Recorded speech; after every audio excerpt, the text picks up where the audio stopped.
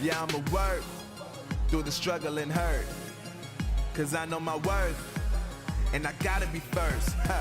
Yeah, I gotta be first. Look, I don't want anyone's sympathy. I understand what is meant for me. I give my focus and energy. If it's meant to be, then it's meant to be.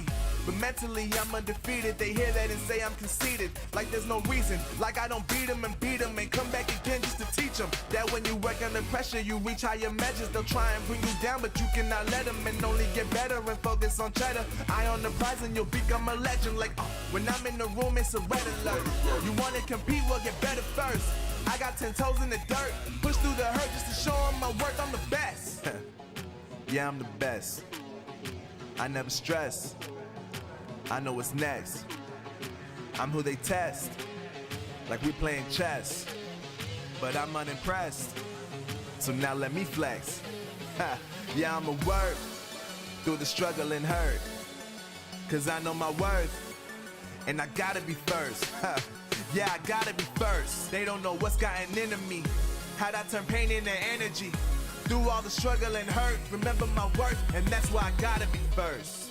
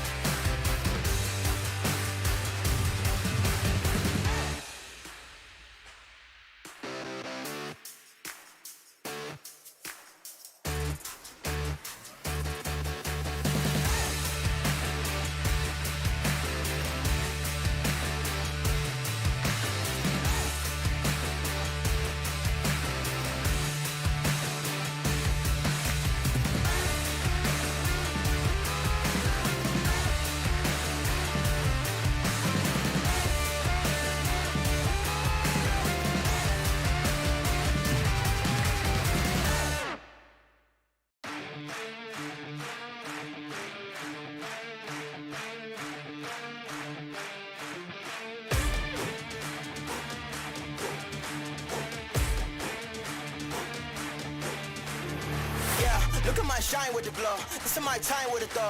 This is my time to be way at the top. Me and my guys gon' pay out the block. I don't look like boss. Time's right, and I know they see us walking in the limelight. Promise you gon' wanna watch like a sci-fi. My guys are high risers, high tide. My crown if you come to my side. I pledge allegiance for lifetime. My squad connected like Wi-Fi. We grind and you see the highlights. This my life. It ain't a game now. Me and you, we ain't the same now. Lions coming out to play now. Opposition out the way now. Out of the way. You wasn't invited. Say you come to play. I dare you to try it. You don't wanna try me. Then step up to my team. Yeah, out of the way. Yeah, yeah. Out of the way. Yeah, yeah. Out of the way.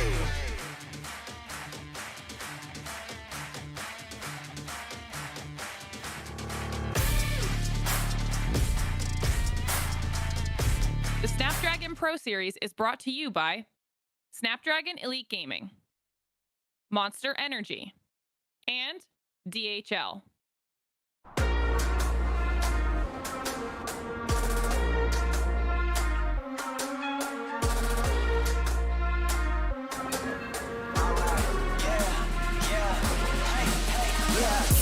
Won't stop going till a player on top know it. Rooftop, penthouse, suite. If you really want it, gotta own it. Fly through it, we was at the lowest. Blood, sweat, tears, the components. Riding all year, now's the moment. We are not friends, we are opponents. Yeah, I'm coming for mine. Yeah, I'm making a play, the game on the line. Yeah, I've been on the grind. Yeah, I jump in the spot, I made it my time. Yeah, look in the sky. Yeah, the stars align, no shade to shine. Can't stop it already. Emotional work and devotion, we put in this time. Look.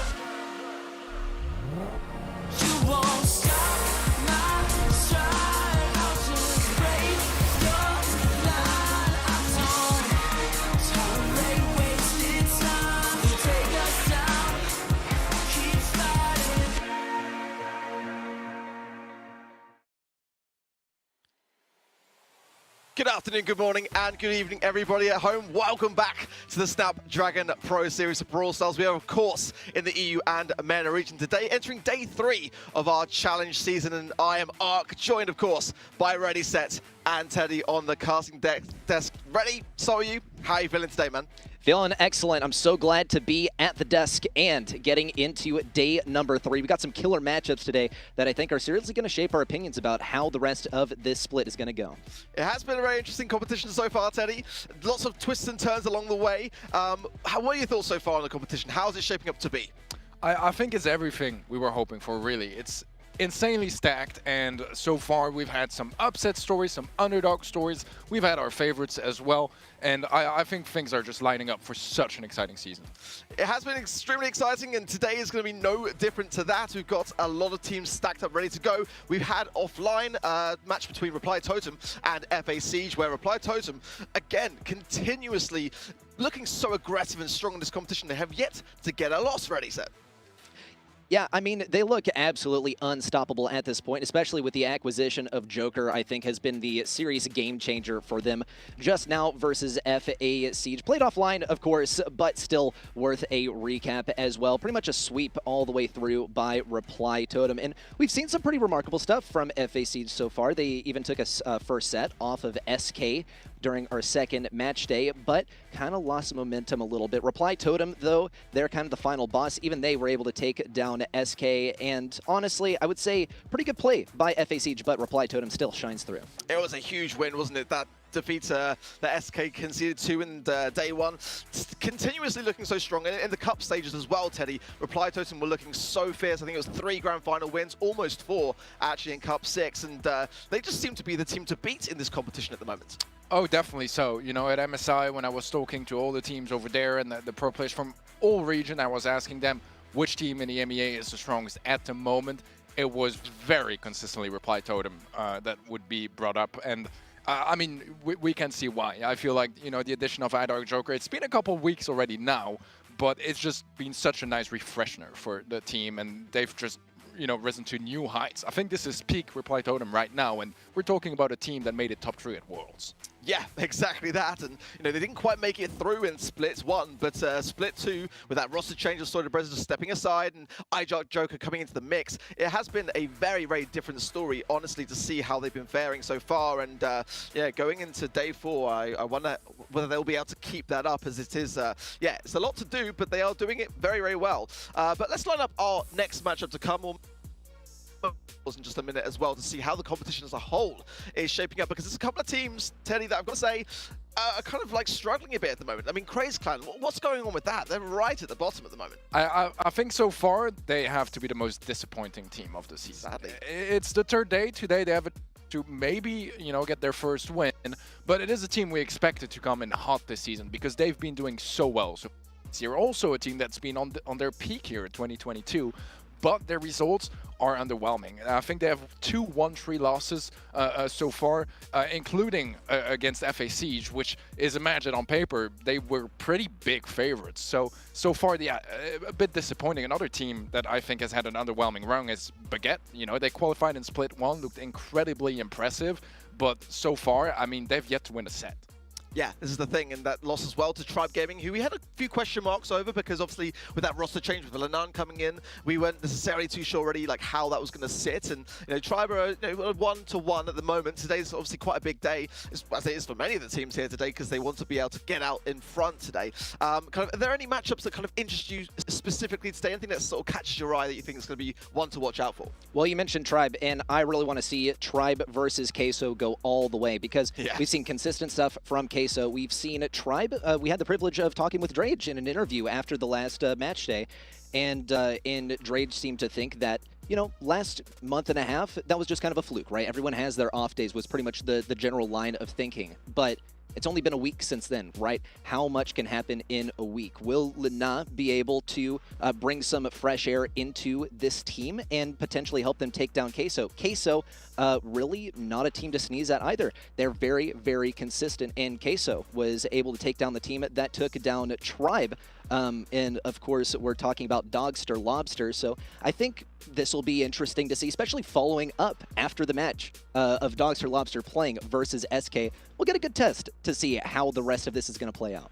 Let's take a look at the leaderboards now to kind of like see how things are starting to shape themselves up to be. Team Queso, of course, riding high in that top spot there. Reply Totem actually just a little bit behind, but again, not by much at all. SK Gaming and Tribe Gaming, you just kind of clustered in that middle bit. Dogster Lobster as well, a team that we know coming into this as a big underdog, are thriving pretty much. I mean, not necessarily on the leaderboards, but definitely in terms of their team morale. FA Siege as well, and Craze Clan, as we've already discussed, struggling a little bit. Craze Clan and FA Baguette today have got to get some big wins. They've got to get off the mark there. They've conceded 2 losses already, both of those 2 teams. And as we already mentioned, we felt like Craze Clan may be the more surprising of those 2 losses. But nonetheless, Craze Clan, you know, I expected to see them at least in the middle of the leaderboard, Teddy.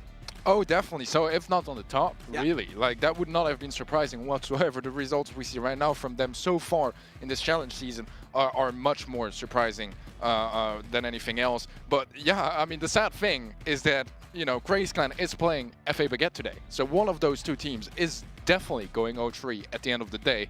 And, you know, when you have only 7 play days, that does not leave you a lot of room to make up for it later on in the season.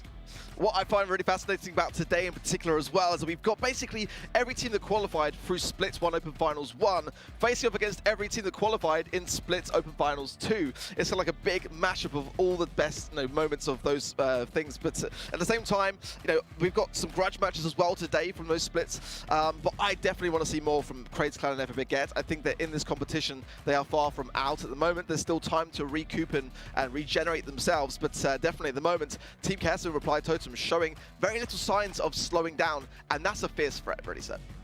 Yeah, I mean, definitely teams to be afraid of, especially down the line. We're only on the 3rd day. Craze Clan, I think that this is going to be their opportunity to get a win. You're talking pretty much the, in a way, most crippled team in this competition because they have lost a member and they have gained a member who's kind of new to this region as well. Bringing it back to our schedule for today, we already did play FA Siege versus Totem offline. Up next is SK versus Dogster Lobster, which is certainly going to be a real interesting one, right? Going to paint the rest of the picture for us for the rest of the day, which will be Tribe versus Team Queso, and then finally FA Baguette versus Craze Clan. Got to say as well, I'm really looking forward to Tribe and the FA Baguette match, simply because as well, those were 2 matches that we saw actually going back into Splits 1 Open Finals, and back then it was you know, Tribe Gaming that got the win against Team Queso 3-1. FA Baguette got the win to Craze Clan 3-2, forcing Craze and Team Queso down to that lower bracket stages. And as we know, Team Queso struggled to gain out of it as well as Craze Clan, forcing them to have to qualify in the Splits Open Finals 2. So some definite grudge match, some tensions there. They're going to kind of recoup and come back to the surface. Whereas we got, you know, the SK Gaming versus Dogster Lobster game, which for me, I cannot wait to see, simply because Dogster Lobster at the moment, Teddy, have been a team that have just been thriving off the back of momentum, getting some really fantastic results. And as we saw with their big win against Tribe Gaming EU in day 1, like you cannot underestimate this team. They are looking actually very, very fierce. Yeah, I feel like, you know, Dogster have just had tougher and tougher challenges, right? Because in the Split 2 finals, it felt like their big challenge was, can they beat a Tier 2, Tier 1.5, whatever you want to call them, team like Vax, that they needed to beat to qualify, and they were still the underdog. They made it happen. Now getting into the season, it's like, can you beat the big dogs, the Tier 1 teams? Like Tribe, they showed they could. Now, can they do it again? Show that, you know, it's not just a fluke from Tribe. It's not Tribe that played poorly. It's Dogster that is just that high of a level at the moment. They need to win more consistently against those Tier 1 teams. And I feel like they have the potential for it, but this is a big day for them to prove that, because SK Gaming, I mean, they're still a big titan in the region. Yeah, I mean, SK Gaming are SK Gaming, and that's the thing for them today. And, you know, I really kind of am curious to see how they're going to fare in that environment, because SK, they are very, very ruthless. We cannot underestimate that. But, of course, let us know at home, guys, who do you think is going to come out on top today in our matches? Make sure to use the hashtag Snapdragon Pro Series as well. And again, we got to give a huge thank you to Snapdragon just in general for all their support. And I mean, you know, to put up 2 million of prize pool, not just in Brawl Stars, across a multitude of titles in multitude of regions as well. EMEA, well, EU and MENA region, North America, APAC. You know, there's so much potential with an amazing sponsor like that. Yeah, definitely so. I mean, you know, mobile esports has been growing like never before, and it's because of initiatives like these that we can see all of that growth. So very thankful for it, obviously. Well, again, you know, let's just get back to Dogster Lobster and SK. I mean, SK, as we know, last year, I mean, they were flying. Every challenge season that we had last year, they were just all on top of it all the way through. But you know, Dogster Lobster again, you know, having that ability to take down a team like Tribe Gaming EU, who have also, of course, got a lot of history and background in the Brawl Stars Championship, and also, you know, just in Brawl Stars esports in general. You know, what are your thoughts for Ready going in? Do you think that they're going to be able to keep their composure enough to come out on top today? I really do believe in Dogster Lobster's supremacy, of course, but still, I think that they can. At this point. We're all believers in Dogster, right? And we all believe in the underdog win, right? Pun intended. But still, I do think that Dogster Lobster can get a couple of sets here and there off of SK at minimum. And look, let's face it, SK, they kind of got their fourth man. They got Haro, who works in the back end, who knows so much stuff that we don't even know, probably a lot of stuff beyond our comprehension about this game and about the other teams in the scene. Rolling back the footage, right? Loads and loads of stuff in stockpile as well. When it comes to Dogster Lobster, they've only very recently risen to the forefront of the scene, and for that reason, there's going to be less to go by. And I'd say that's a big strength of the SK Gaming roster that is definitely downplayed, definitely downgraded just a little bit. And Dogster Lobster, they have plenty of footage that they can roll back to see what are SK's strengths. That said, SK's still SK. They still got the mechanics to back it up. There's not really a single person on that roster that I can point out and say, yeah, that's a guy with the mechanics. They're all the guy with the mechanics, and for that reason, they are going to always be such a fearsome enemy. Yeah. I mean, I've been around Pedro when it's at his spreadsheets, and he's very secret. Doesn't want anyone to look at, but I can see it's very detailed. It definitely goes a long way to have a big team behind you in the background, and SK have that to their advantage. Whereas Dogster Lobster, Teddy, they have, you know, effectively a smaller team, lesser known team, but that does make them dangerous because, you know, unlike a lot of those big front running teams, they've got that ability to, you know, just not have to live up to expectations because they haven't necessarily laid any of them out yet. For now though, let's take a look at the SK Gaming roster for anyone at home that might be new to the team.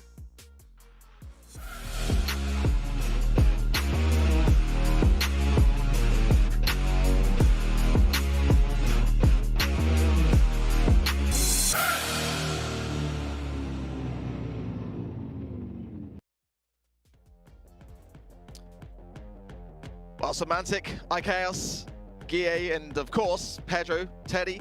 Again, I tend to steal your words on this one, so I'm going to let you take it away. Talk us through SK Gaming. I mean, it's legendary players, right? I think Reddy made just a really good example of, you know, there's teams with the guy that has the mechanics. They all are incredibly good and very versatile and complete players before anything else. You know, you consistently will hear about Semantic, Guille, and iChaos as some of the most mechanical players in the region. The fact that they're all bunched up in the same team with, you know, the analytical and strategic mastermind of Pedro Guijaro, it's just really unbelievable to see that come true. And I mean, talking to Pedro way back before the season started, you know, when they were building up the roster, he was there like, I think I might just have, you know, the golden roster. And really, I mean, the results haven't quite been that high yet, but I mean, their run at MSI and Chaos Cup was just unbelievably good. And so far in this challenge season, they're looking pretty fierce as well. Yeah, and, you know, bringing it back just prior to that as well, like, you know, that was a period of time where SK as well was struggling a little bit to get out of the quarterfinal stages of the BSC in the monthly finals compared to that of their big win in the first monthly final there.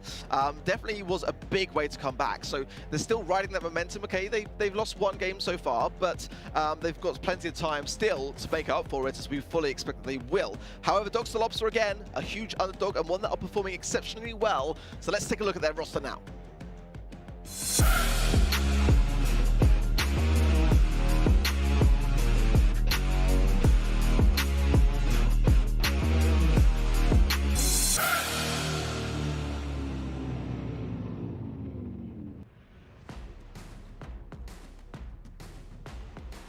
There we go. How to win, Kanan, Ziaku, Vid as well, Tom. Vid standing more of a coaching kind of analyst kind of role, but Tom is going to be playing, well, maybe today. There's 4 teams, four players, so there may be the potential of a substitution here and there. Ready, set. No, talk us through Dogster Lobster again, just in terms of what you've witnessed, what you kind of feel about them today, and how they're going to fare here. Well, historically, you got Tom and Kanan locking. This is a long-time duo, and that's going to be very important for kind of keeping the team synergy together, as we have observed in the past. Also, it's no secret, I'm kind of borrowing Teddy's words here, but Xiaoku writes such a phenomenal Byron, and even though he's got nerfed recently, he's still going to be a very present brawler in the meta, especially for combining with tanks, which we've seen be very powerful as a last pick when it comes to the draft as well. All in all, I think that the synergy's there, the mechanics are there, specific brawlers that are very strong in the meta. This is a good team, and don't let just me tell you, let the stats, let the history tell you as well. We'll see how they perform versus SK, but these are some things to be looking out for, is Xiaoku kind of being this support, this mid that brings things together, and how to win and Kanan having this unspoken synergy. Yeah, it's, having, didn't necessarily need to have like that much experience in the forefront of Brawl Esports to really be able to make your mark. And it's the great thing of having an open format like we have here at the Snapdragon Pro Series to be able to really prove yourself. I mean, anyone can enter the competition and cause a real upset, as we saw in the previous days. Again, that big win cannot be underestimated when it came to Tribe Gaming, and they went all the way to the very end. And that's what we've seen a lot from Dogster Lobster actually over the past, is that they've got a lot of perseverance value to their brand and their name. I mean, they go all the way with big teams, and they don't tend to necessarily crumble at the final hurdle. More often than not, Teddy, they tend to thrive actually off the back of that pressure. Oh, definitely. So, I mean, this is just a great moment for this team, because most of the meta brawlers at the moment are just picks that they love to bring out in the first place. And that means they can go for some rather simple drafts, not really have to overthink things, but they're consistent and it just works, and they're not taking too many risks in the draft, which usually I always say underdogs, you need to take risks, because, if you can take the upper hand in the draft, that could be a free set, the set that gives you the win. In their case, they don't need to do that. And it's just very impressive how they nailed down the basics so well that they can compete against those tier 1 teams. It's really impressive. It really is. Yeah. I mean, for me as well, like they play a lot of brawlers as well, which some teams tend to overlook. I mean, we saw them playing Sandy in various maps like Canal Grande, and it's like, wow, that's kind of daring. That takes guts. So, I mean, in terms of predictions, I mean, how do you think this is going to go? I mean, I kind of regretted in day 2 not voting the way of Dogster Lobster against Tribe. I had a feeling that they had the chance, but SK at the moment are just in a place of comfort. Again, they've had the same roster since the beginning of the year, whereas Tribe are going through some transitional stages. So, Teddy, who's going to be? I mean, I typically go by the odds, and the odds are for SK. Like, it's just a fact, but I feel like, some people at home might think it's like an 80-20 or something along those lines. I think it's more like a 60-40, or it's definitely winnable for Dogster, because SK are not, the SK from 2021, but they're still going to be the favorites here, just because of the experience and how complete and versatile their team is. Yeah. And what about yourself, Reddy? So who do you think it's going to be? I'm going to side with Teddy here, right? Yeah. I'd say it's got to be SK, but I would say it can go as far as a 3-2, right? I would say it also lends itself to what maps are going to be available here, especially because when it comes to control, right? That is where SK, I believe, is going to succeed. They have that baseline consistency as well. We're getting into sneaky fields for the very first map as well, and the bans are already flying through. Interesting to see a spike ban, but from Dogster Lobster going with the Ash ban, that does not shock me at all. And a Carl first pick as well, a brawler that has seriously been shaping the draft recently with a slight buff, but that was just enough to bring him to the forefront of the competition. I gotta say, with that Carl first pick, we saw that a lot from FA Siege, and it didn't work out just as we had like the kind of meta shift, whereas now there's been a bit of time since the balance changes for it to sit in, so SK straight off the bat valuing that very highly. Dogster Lobster coming in with the Crow pick, I quite enjoy here, but it is a bit of a risky one as well. You do want to ideally, get your super quite early, and it is a good thing to have to be able to see with the poison through the bush, anything that could be lurking there. Surge as well, another risky pick, but this is something that we've seen a lot from Dogster Lobster, Teddy. They like these risky drafts. Yeah, I find it interesting to go for the Crow here against the Carl, because from what I've seen so far of Carl, especially on sneaky fields, Carl is one of the best pokers in the game, right? He's gonna poke consistently around walls, and that chip damage is just so strong to reset heals, whatever not. But if you have brawlers that can really commit to him, which is why Ems is banned, for example, because she can just kind of run into him, and she will win that matchup more often than not. So Crow might struggle a bit against that. I think maybe way to approach it, you know, the super as well to cancel that super. Gil and Janet, I like quite a bit. I mean, Janet is in a really good place, and I think Gil is just kind of a safety net in case some of the tanks show up, which it seems like they won't. The notorious Stanley pick for Dogster Lobster as well, probably running the Root Stand star power for more visibility and more tick damage over time in those bush areas. Interesting draft, the Surge as well on that Carl pick. Curious to see whether we'll see some knockback potential there to eradicate Carl's effectiveness. I'm going to step away, guys, for this game. You guys take it away. Well, good stuff. I'm curious to see how the Carl is going to play in-game, because we do see some hard counters to him, especially Surge and Sandy as well. They both have stuns that can get him out of that protective pirouette should he be running it. But the beautiful thing about draft is you get to choose your gadget and your star power afterwards. So we'll actually see Guille VGX going with Power Throw instead of protective pirouette, which can be great in close range. And Guille is going to opt to play this long range, which means he is going to counter Sandy pretty hard in the initial interaction. Same would go for Kanan, but Kanan's actually going to have to face off versus Gale to start things off. I would say this is a pretty sub-optimal lane matchup for Dogster Lobster, and a lot of it can be attributed to the Carl first pick, but of course they can kind of get away with mechanics here to gain a slight advantage, but they're going to have to start by pushing in a mid, and it looks like it's going to be a tremendous difficulty as we already see Kanan going down and not even getting that super. Yeah, already 2 kills going the way of SK. This is a big opportunity. They complete the team wipe. Respawn from Kanan is there. He is still consistent on those pokes, trying to make sure that Kanan is not going to be able to get that stage 2, playing max range very nicely as he did against Tom on the Sandy as well. Already 1 shot now, has a super as well. Sandy's going to be great at shutting down that Carl super, but you know, the regular attack, it just has the range advantage and the poke advantage. It's just so good, and right now the team wipe, he should be able to slot this one in. It gets a little bit messy, but it is going to be a goal in the end for SK, and about a minute left on the clock here for Dogster to try to turn things around. Certainly a little messy. We see Kanan actually was able to acquire a super off of that bit of a fumble there at the goal line. Big push forward. Semantic with kind of the back cap. 1, 2 kills and a stun onto Tomsy, who's going to get in close range versus Guille. Guille is able to survive this, and there's the slot in as well. I want to point out, did anyone notice it? Guille is running the second Carl gadget, which is really bizarre, you would think at first glance, because Power Throw, right? That's what launched Carl into the meta at a time. But here's the deal. They're just going to play at long range this entire time. There were 2 picks from Dogster Lobster that countered the Carl at close range, so they said, cool, we're never going to do that, and that's wasted effort on your side. It's still up to Dogster Lobster to see if they can find their way into close range versus Guille and be able to take advantage of their stuns. But for the time being, the most we're actually going to see is Kanan over on the left side trying to get in close range. He's getting pinched pretty hard to start off, but here comes Yaku to help out. Yeah, so far things are starting just as well as the previous game for SK. So much map control of that double kill, and so far it seems like Dogster are back in a very defensive stance. Tom just struggling really to commit to that fight against Guille, can't quite get in range, and positioning wise, I mean, this is absolutely flawless for SK.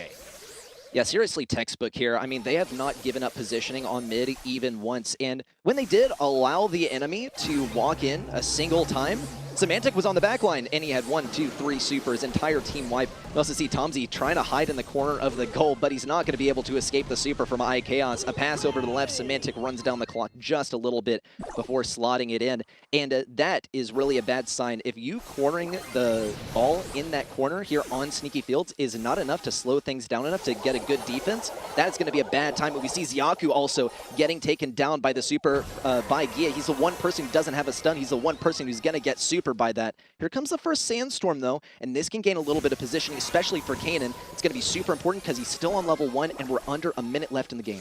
Yeah, that was literally what I was about to point out. You know, you're a Surge, there's a minute left in Brawl, you're still on stage 1. you know it's bad so far, you know, unless your teammates absolutely popped off, which hasn't quite been the case so far. A bit of a jump in there, but Akeos just flies away smoothly, and things are looking pretty good so far for SK Gaming. And I feel like the draft here from Dogster is a little bit underwhelming. I think the Sandy just struggles too much against the Carl, because you need to fully commit to get in range. But once you are in range, especially if you've been hit once or twice before that, you just can't win that matchup. Yeah, and it might be slipping my mind, but I'm wondering why we don't see an IMS here. It had to have been banned because Sandy. It was banned. Yeah, because Sandy here is basically just the you know bottom of the bottom of the bargain bin replacement for IMS, and IMS even has a stun that she can use to deal with Carl. It's unfortunate that we're going to see it go this quickly in SK's favor. Remarkable stuff for them, and I think we can attribute a lot of it to the draft. And the first pick of Carl was remarkable, and I'm actually a little bit surprised that we didn't see Dogster Lobster ban it out, because, I mean, they really leaned into countering out the Carl, and it hurt them a lot. Yeah, definitely so. I mean, I like that Ems ban a lot from SK. I feel like if you want to go Carl, especially as a first pick on Sneaky Field, you gotta remove the Ems, because that's the difference between Ems and Sandy. And Sandy, if she runs at the Carl, she's not gonna win that matchup. Ems, she is gonna win it like 9 times out of 10. It's a free lane, really. So then the Carl has to fall back, gives away a lot of control. You have to find, you know, the Ems in the bushes. It's very, very tough to handle. Whereas, yeah, the Sandy just, it didn't really have the impact that I was hoping, especially trying to find a way to deal with that Carl. I think maybe a bit of a misdraft on their end. I think going Crow and Surge, one of them should probably have been a Gale to try to shut down the Carl or something along those lines. I'm not entirely sure, but yeah, it just looked a little bit weak. Yeah, I mean, Surge is a tricky brawler in the meta right now, because most of the time he's going to be pretty poor because he can't get that first level, and without that, he's going to be short range. He's going to be slow. He doesn't have that much health, unfortunately. His super is where all of his strength comes from, and typically you could get a super for free with a teleport. Now that's not the situation at all, because his gadget's been changed. So this is just, I think, a prime example of how Carl is influencing the draft so much, because we saw 2 forced picks on the side of Dogster Lobster, pretty much directly to counter Carl, and Carl never got in close range versus them, right? He hard-walled off these brawlers for the entire game, and if Dogster Lobster don't switch this up or go for the Carl ban in the upcoming games, the same thing might repeat itself, because here's the thing, here's the other thing. If you don't counter Carl, he's going to crush your team. He's such a nuisance to deal with in close range. He is able to deal really well with some key brawlers in the meta, especially tanks in close range, because he has that super. So I'm hoping they ban it out in the coming matches. Otherwise, it's going to be like this all day for SK. I think it's definitely a brawler that is worth banning, mostly because it's good on just a lot of maps, really. Like, there's very few maps where I'm going to be that, like, you really shouldn't go Carl, because it just has so many good matchups against the meta. It's doing pretty well. It's doing really well so far. I think another brawler worth mentioning that is in a slightly similar placement is going to be Bo, which is just so good on literally any map, any mode. Like, Bo is a threat. And I feel like, I don't quite remember if it was banned out, and it have been also like one way to try to address the situation, because I feel like they were lacking the HP and the damage and the range to deal with that Carl. And I mean, he got star player at the end, and I mean, we saw exactly why. He got free pokes all game long, and yeah, that gives you way too much value. And once again, I would say this is also part of the beauty of the draft, is its versatility, is that you can go for a totally different build with Carl after the draft has completed. And I think a lot of people don't play like that. They decide, like, right here and right now, I'm going to play Curveball Spike, or I'm going to play Fertilizer Spike. I want to have better interactions in close range when I pop down my super. Not with Carl. You can decide, yeah, I'm just going to run it long range. We even saw it in SESA ANZ, run by Freewin agents, where they decided, yeah, we're going to go for second Carl gadget now, and we're only going to run it long range. This time, SK is going to be banning out Carl themselves, and as you can see, it's because Dogster Lobster has first pick. We're moving into Hot Potato for some Heist action, and Colette is going to be the first pick by Dogster Lobster. Honestly, I like this. I feel like it gives SK plenty of time to go for a counter pick, but it also gives Dogster Lobster a little bit of room to work with to decide, yeah, this is how we're going to deal with a thrower or a potential Colette counter. Problem is that they don't have Colonel Ruffs at their disposal right now, so they're not going to be able to break open the walls as effectively. Yeah, I might be reading too far into this because it might be just a map-specific strategy. But I just want to point out that in set 1, SK had first pick, they don't ban Carl, they pick Carl. In set 2, they don't have first pick, they ban Carl. I feel like there might be somewhere, something about that here. But we'll see the Squeak as well. Love Squeak on this map. Just very, very strong at holding down the mid. I mean, with the Residue gadget, it's basically 30 seconds of straight-up free control of the mid, and it's really, really strong. Yeah, and I'm curious what's going to be done by Dogster Lobster to deal with this as well, because really the only area where Squeak kind of struggles is in close range, and that's about it. He just can't pump out that much DPS in close range to preserve himself. Yeah, he has a little bit of health to tank some stuff, but at that point, you're just feeding super to the enemy. And here's the other thing is, Dogster Lobster, they only got a couple of picks, and whatever they go for can be countered out by SK. And here's Stu, actually, which is one of the good wall breakers you can have at your disposal on Hot Potato. Breakthrough, it's not as popular as it used to be because it doesn't give you your super for free anymore, but still, it's going to be pretty useful, especially for dealing with Squeak as well, since his projectile travels pretty slow. And he doesn't really have that fast of reload. So I think this will be a good choice by Dogster Lobster. We'll see what they pair it with, though. Ideally, something that's able to take more advantage of these broken open walls. Yeah, Stu is really good against the Rico as well. I mean, you were completely on point with the open walls. We'll see a Brock, so doubling down on the destruction, but also on the long range. Try to stay, out of range of your opponents, have the range advantage. But Stu against Rico is just so good, right? Because Rico, whenever he shoots, it's kind of like a gold. You have to commit to a full clip. And that means that if you can Stu dash out of that clip, you're basically taking 0 damage. The Rico cannot shoot for like, half a second or a second. It's very, very strong in that matchup. I like the Brock here. I think this is a much more interesting draft from the side of Dogster Lobster. Lola is a threat. It's very, very good. It can be a bit tough to play at times against Colette.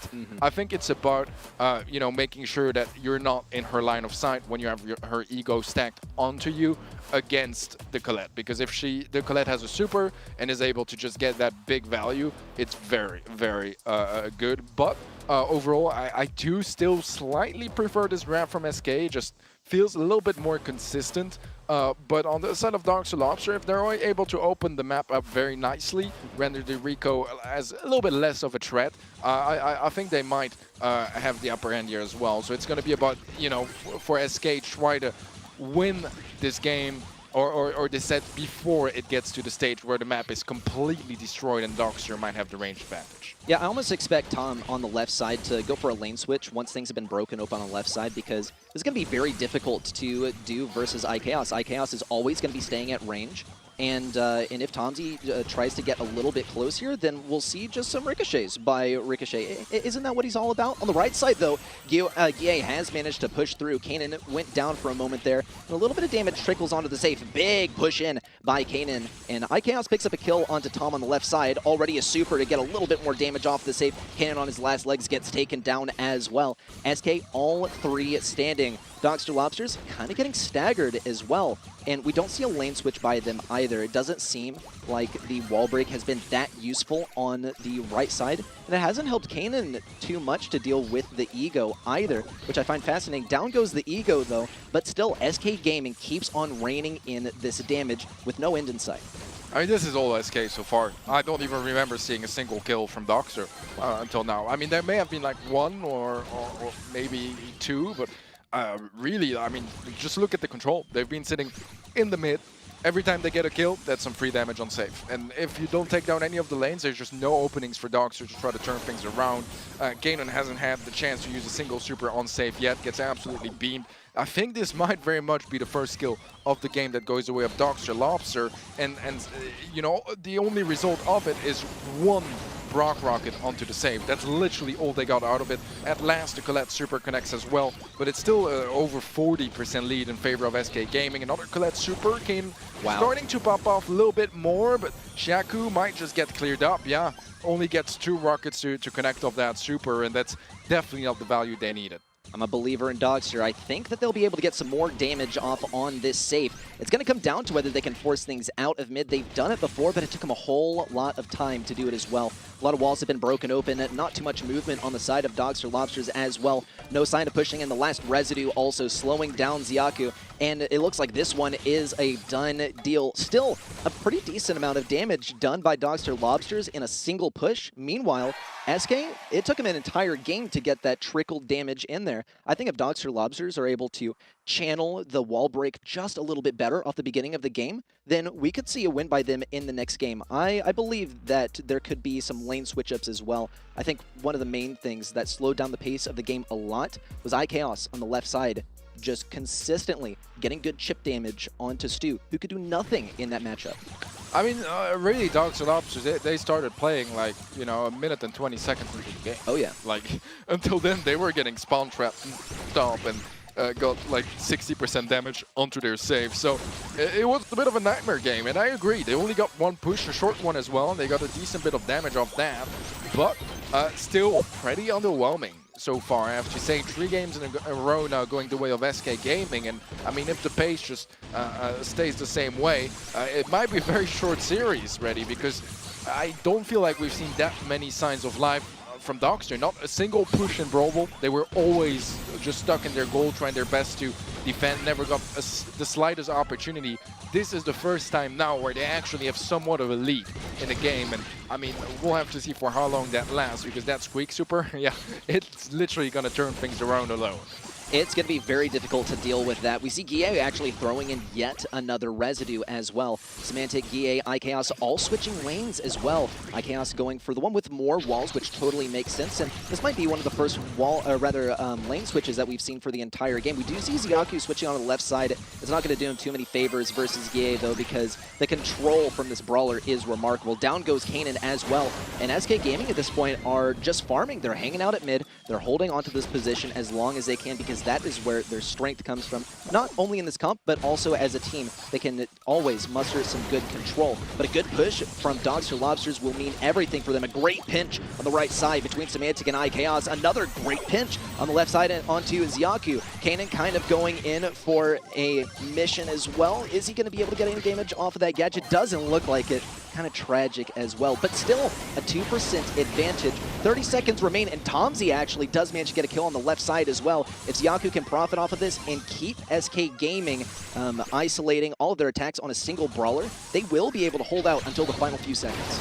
Yeah, another Kanan super that's quite big. It's going to extend the lead just a little bit, but Akios gets a super on safe. It's 9% now in favor of Dogster Lobster, but Akios gets a couple more connections. It's going to be very close, but time is running out. Can they catch up? Oh They do. my Wow. gosh. What a damage output. What a burst of damage on that save. That was like 2 seconds, and they got like 30%. That's ridiculous stuff from SK. And here I was thinking like, okay, SK, this is going to be their playstyle. They're going to hang out. They're going to sit back. They're going to get some damage trickled in.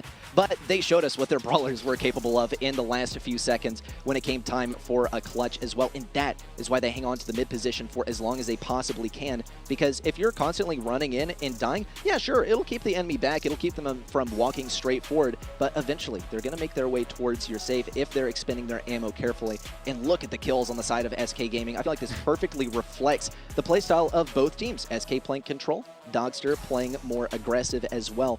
It just happens also that Dogster Lobsters, they weren't playing a comp that really lent itself to aggression, not brawlers that are able to win that mid fight off of aggression, but certainly aggression did get them a whole lot of damage on the safe. But yeah, that's the objective, but you got to make your way there first, and SK showed us that best way is to keep control for as long as you can. Yeah, I mean, you know, we can praise Dogster for getting a lot of damage on save compared to how many kills they had. They did that better than SK, but when you have a 20 kill difference, yeah, it doesn't matter how much value you're getting from each kill. You need to catch up. And those matchups, I mean, it was all SK again. There was a bit of a chance in that final game, and it did feel like Dogster were finally coming to life, but it got shut down, and I think that's really big, actually, because that could have been their chance to get a little bit of a spark of hope, you know, try to rise a little bit of momentum. But the thing is, I mean, they got shut down again and in quite a ridiculous way as well. Like, it took them 2 seconds. They pushed in with 3 seconds left on the clock. And they still won, like, it wasn't even close damage-wise. It was like a 20% victory for them. And they were behind by like 20%. Like, just how? You know, it's really insane how much damage output they had with that comp. And it also explains, you know, why they went for that comp. Because it didn't really get that close in the first game. But in this one, if they didn't have such a burst of damage, they would not have been able to catch up. And we would be in game 3 right now. And this is something we like to praise SK for as well, is that they're very calculated, they're very careful, and they know exactly what they're doing. And if you can win a game by gradually trickling in some damage on the safe, as long as the odds that you're going to win are like pretty high, above 50%, then I'd say you're doing it right. Let's get into set number 3, though. Already, SK 2 sets under their belt. We're so close to seeing a Dogster Lobster win, and with this draft, I'm curious, a double Surge ban, actually, and a Carl first pick. If anything, this could work out pretty well for Dogster Lobster because they won't fall into the Surge trap this time, picking that brawler that worked pretty poorly for them on sneaky fields. But still, they're going to have to get inventive with how to counter out this Carl without, you know, becoming too much of a brawler that needs to be carried, I suppose, for their team, because it's very hard to counter out Carl and also lend itself to a comp that can be built around it as well. We'll leave it up to Dogster Lobster, though, because they do have second and third pick, and already, here's the Eve. I think this is really cool from SK, because I think the best pick on this map overall is Eve.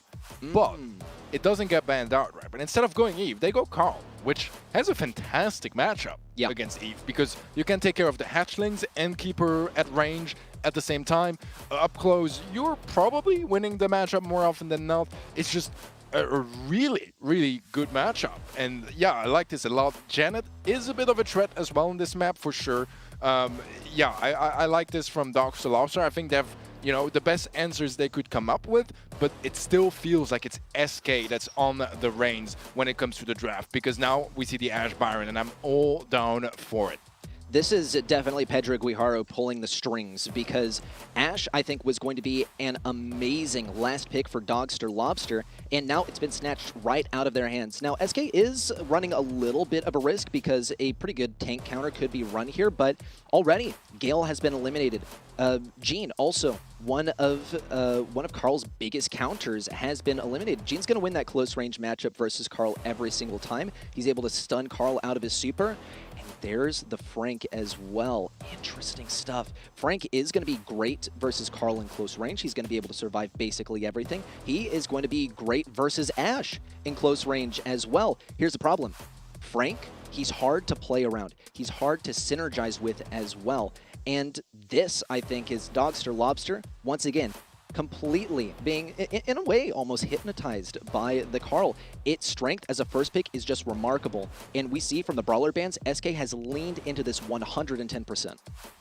Yeah, this is a really cool comp from SK, and Frank is definitely an interesting answer. But look again, like, Kanan is already mid HP. He's only been hit once by Gia. He might even go down here, honestly. Like, yeah, he's forced to gadget out. And Eve is, you know, arguably the most dominant pick on this map, but it's getting absolutely bullied by the Carl so far. So I'm really liking what I'm seeing from SK Gaming. Already a 5-star lead, and yeah, Tommy, he's going down here. There's not a chance for him to hit a shot. But that's the strength of Carl. You know, you have that mobility, and you'd think, yeah, you know, there's both the gadget and the super from the Frank that counters Carl, but does it really? Because you can so easily dodge those attacks up close. There's just not a chance he's going to hit you, especially not at a pro level. Just keep filtering in one by one, and Frank is definitely the beefiest target to try and take down, but still, he's just going to be feeding supers to the enemy, especially iChaos, who can get so much healing. Semantic even came to a standstill. He knew that this was a kill for him versus Jiaku, and we're looking at a 15-0 lead so far by SK. This is incredibly dominant, and them being able to pick up the Ash and the Byron is amazing too. But here we see the first stun for Tomzy, and now he can start to work this cycle. He is going to have to retreat a significant amount to heal up some health as well, but he does have power grab, and that's going to allow him to pump out about 3.6k damage per shot. which Semantic nor EA VGX can compete toe-to-toe with. And for that reason, they're going to stay pretty far away from them if they can. Tomsy might have them cornered here. Guille going to try and super out, and that he will accomplish as well. Good teamwork on the right side. And SK, even though they've conceded 5 stars to the enemy side, are still sitting high and dry. Oh, they're absolutely chilling and vibing so far, really. Not much of a threat here. And yeah, I mean, I like some of the ideas from Dogster, and Frank is a counter that we see quite often to try to deal with either an Ashe or an Ashe Byron sort of situation. But the problem is that's such a miserable matchup against a Carl. And Carl, again, like he only has good matchups here. Yep. He's absolutely chilling against everyone. I think probably Janet is the best brawler against him in this match right now. But I mean, it's not like it's a clear win either. He's just absolutely chilling so far. He does get taken out, a bit of over-aggression on his side. The stun is not going to find a connection, and Semantic might even get a double kill here. Nearly does. Shaq, of course, to super. Not a super to, you know, go aggressive and get some kills. They are behind in stars, by the way. It's a super to just hold on to his life and not keep feeding more stars. But Tom is going to go down the left-hand side. Kanan forced again to use a super defensively, and that's just usually not the most value, because you don't, I mean, you keep stars, which is good, but you still don't really get closer to catching up. A gadget from Tom, still not enough to take down Semantic, and I feel like draft here again for the second time of this match in a best of 5. That's 2 free sets for SK Gaming, and those sort of mistakes, I mean, Dogster, they need to be more careful about that call. Either ban it out or have a plan to deal with it. Right now, it just feels like they weren't doing either, and they're definitely getting punished for it. In a way, I want to believe that Dogster Lobsters would be able to take a set number 3 if SK Gaming had won the coin flip in the last game and had actually gone for the Carl pick, actually. Because in that way, we've seen a couple of approaches from Dogster Lobsters. They played 100% into the Carl pick. Now they are pretending as if Carl is just not even there, probably with the exception of the Frank as well. Tomsy is going to get a stun, but Semantic remains alive, and the healing from Byron's just going to be too much for Eve to compete toe-to-toe with. Guille also picking up a kill on the left side. Once more, this is Carl domination, and I'm actually quite surprised as well that SK were able to squeeze a Byron Ashe into this whole equation as well. Because, yeah, Frank's going to be great versus Ashe. Ashe is a good solo brawler. When you put him up with Byron, he is going to be unstoppable for literally any matchup with the exception of Frank, and that has shown to be true 100%. SK Gaming running away with an even more dominant lead, 24 in the blue star to 2 to end things off in a 3-0 sweep. Not a single game going the opposite way.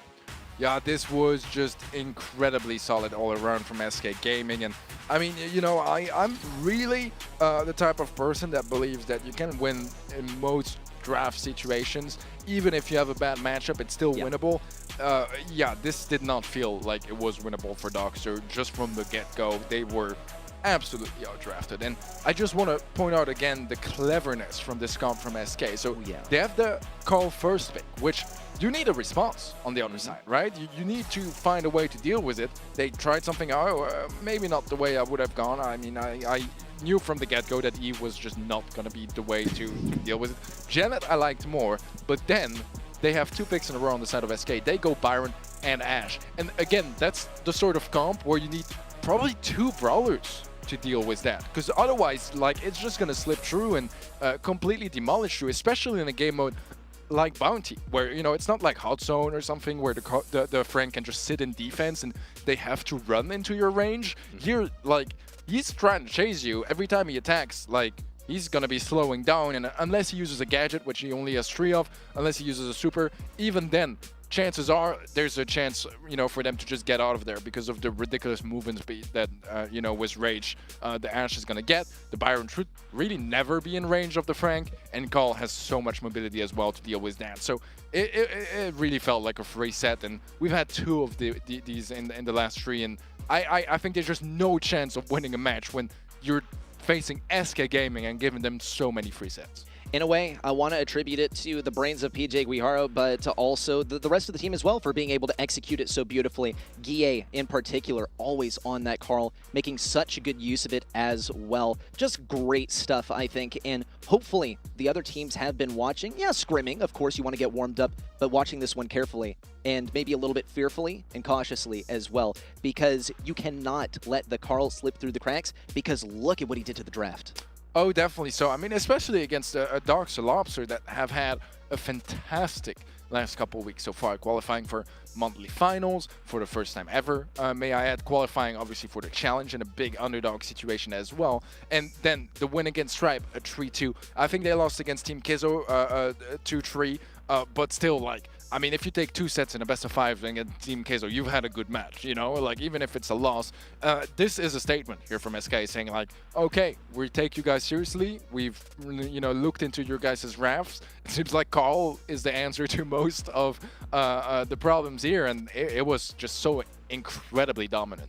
Yeah, and there's a reason why we talk about him so much, right? It's not like I like Carl that much. I'm not a big Carl enjoyer personally, but still, it's been absolutely remarkable seeing him so far. That's it for our first match on the broadcast of the day. It's match number 2 of the day as well. Such a dominant victory by SK. And up next, we got Tribe versus Queso. It is going to be a phenomenal match, but we got to take a quick break, and I'm sure you guys do it too. So we'll see you guys after a short break.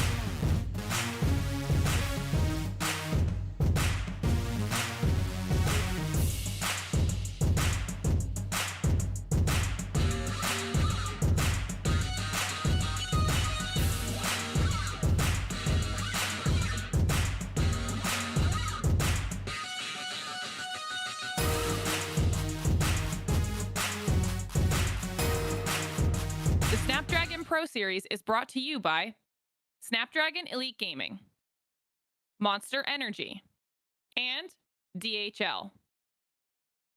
Welcome to Real or Fake. Here's how it works. The player is given a prompt that contains information from Brawl Stars. The player then decides whether it's real or fake. If the player decides that it's fake, the player has to point out which part of it is fake. Points are awarded for correctly identifying the prompts. Let's see how they did. Okay, my name is Rafa, I'm player, and my team is Team Queso. This is real. Oh my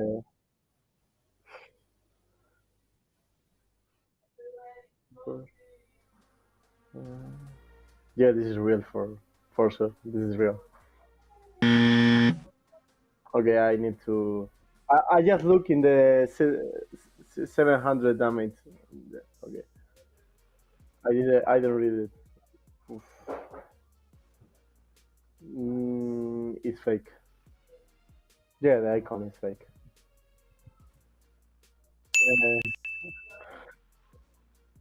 When you tell me it's Byron and I got it and I see the icon, I see it's fake.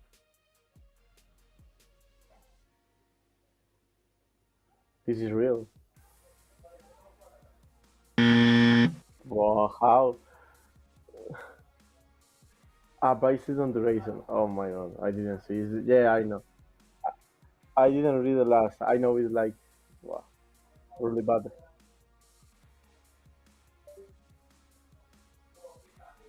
The icon is fake.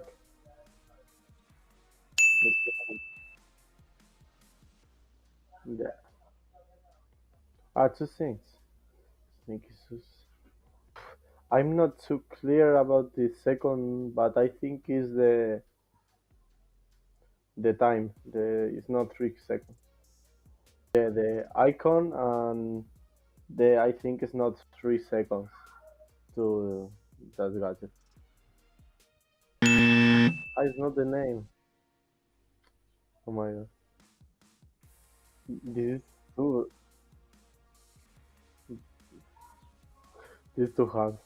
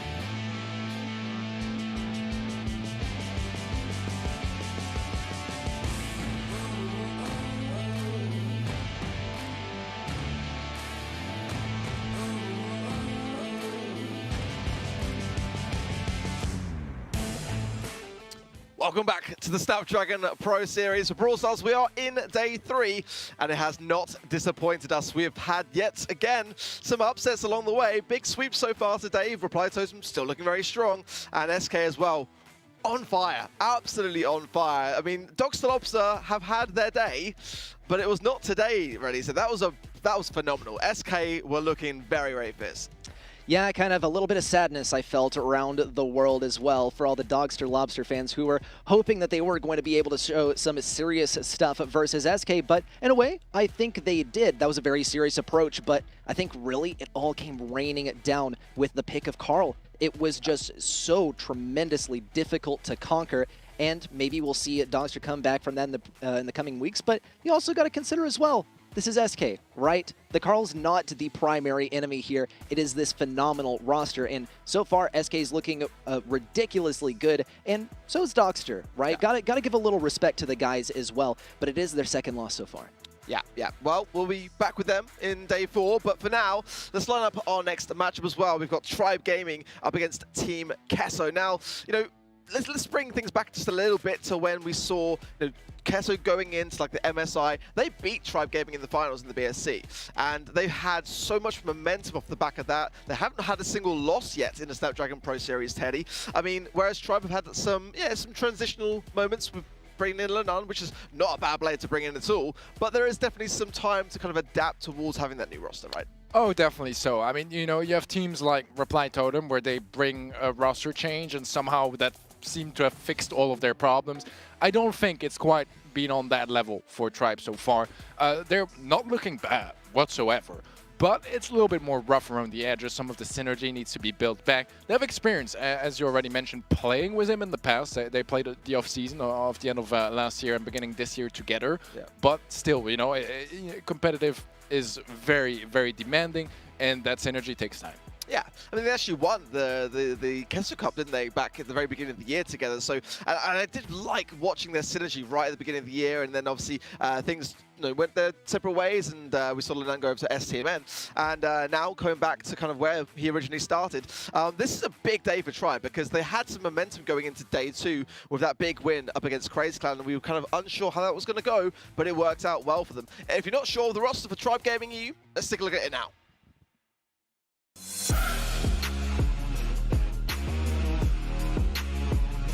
So ready.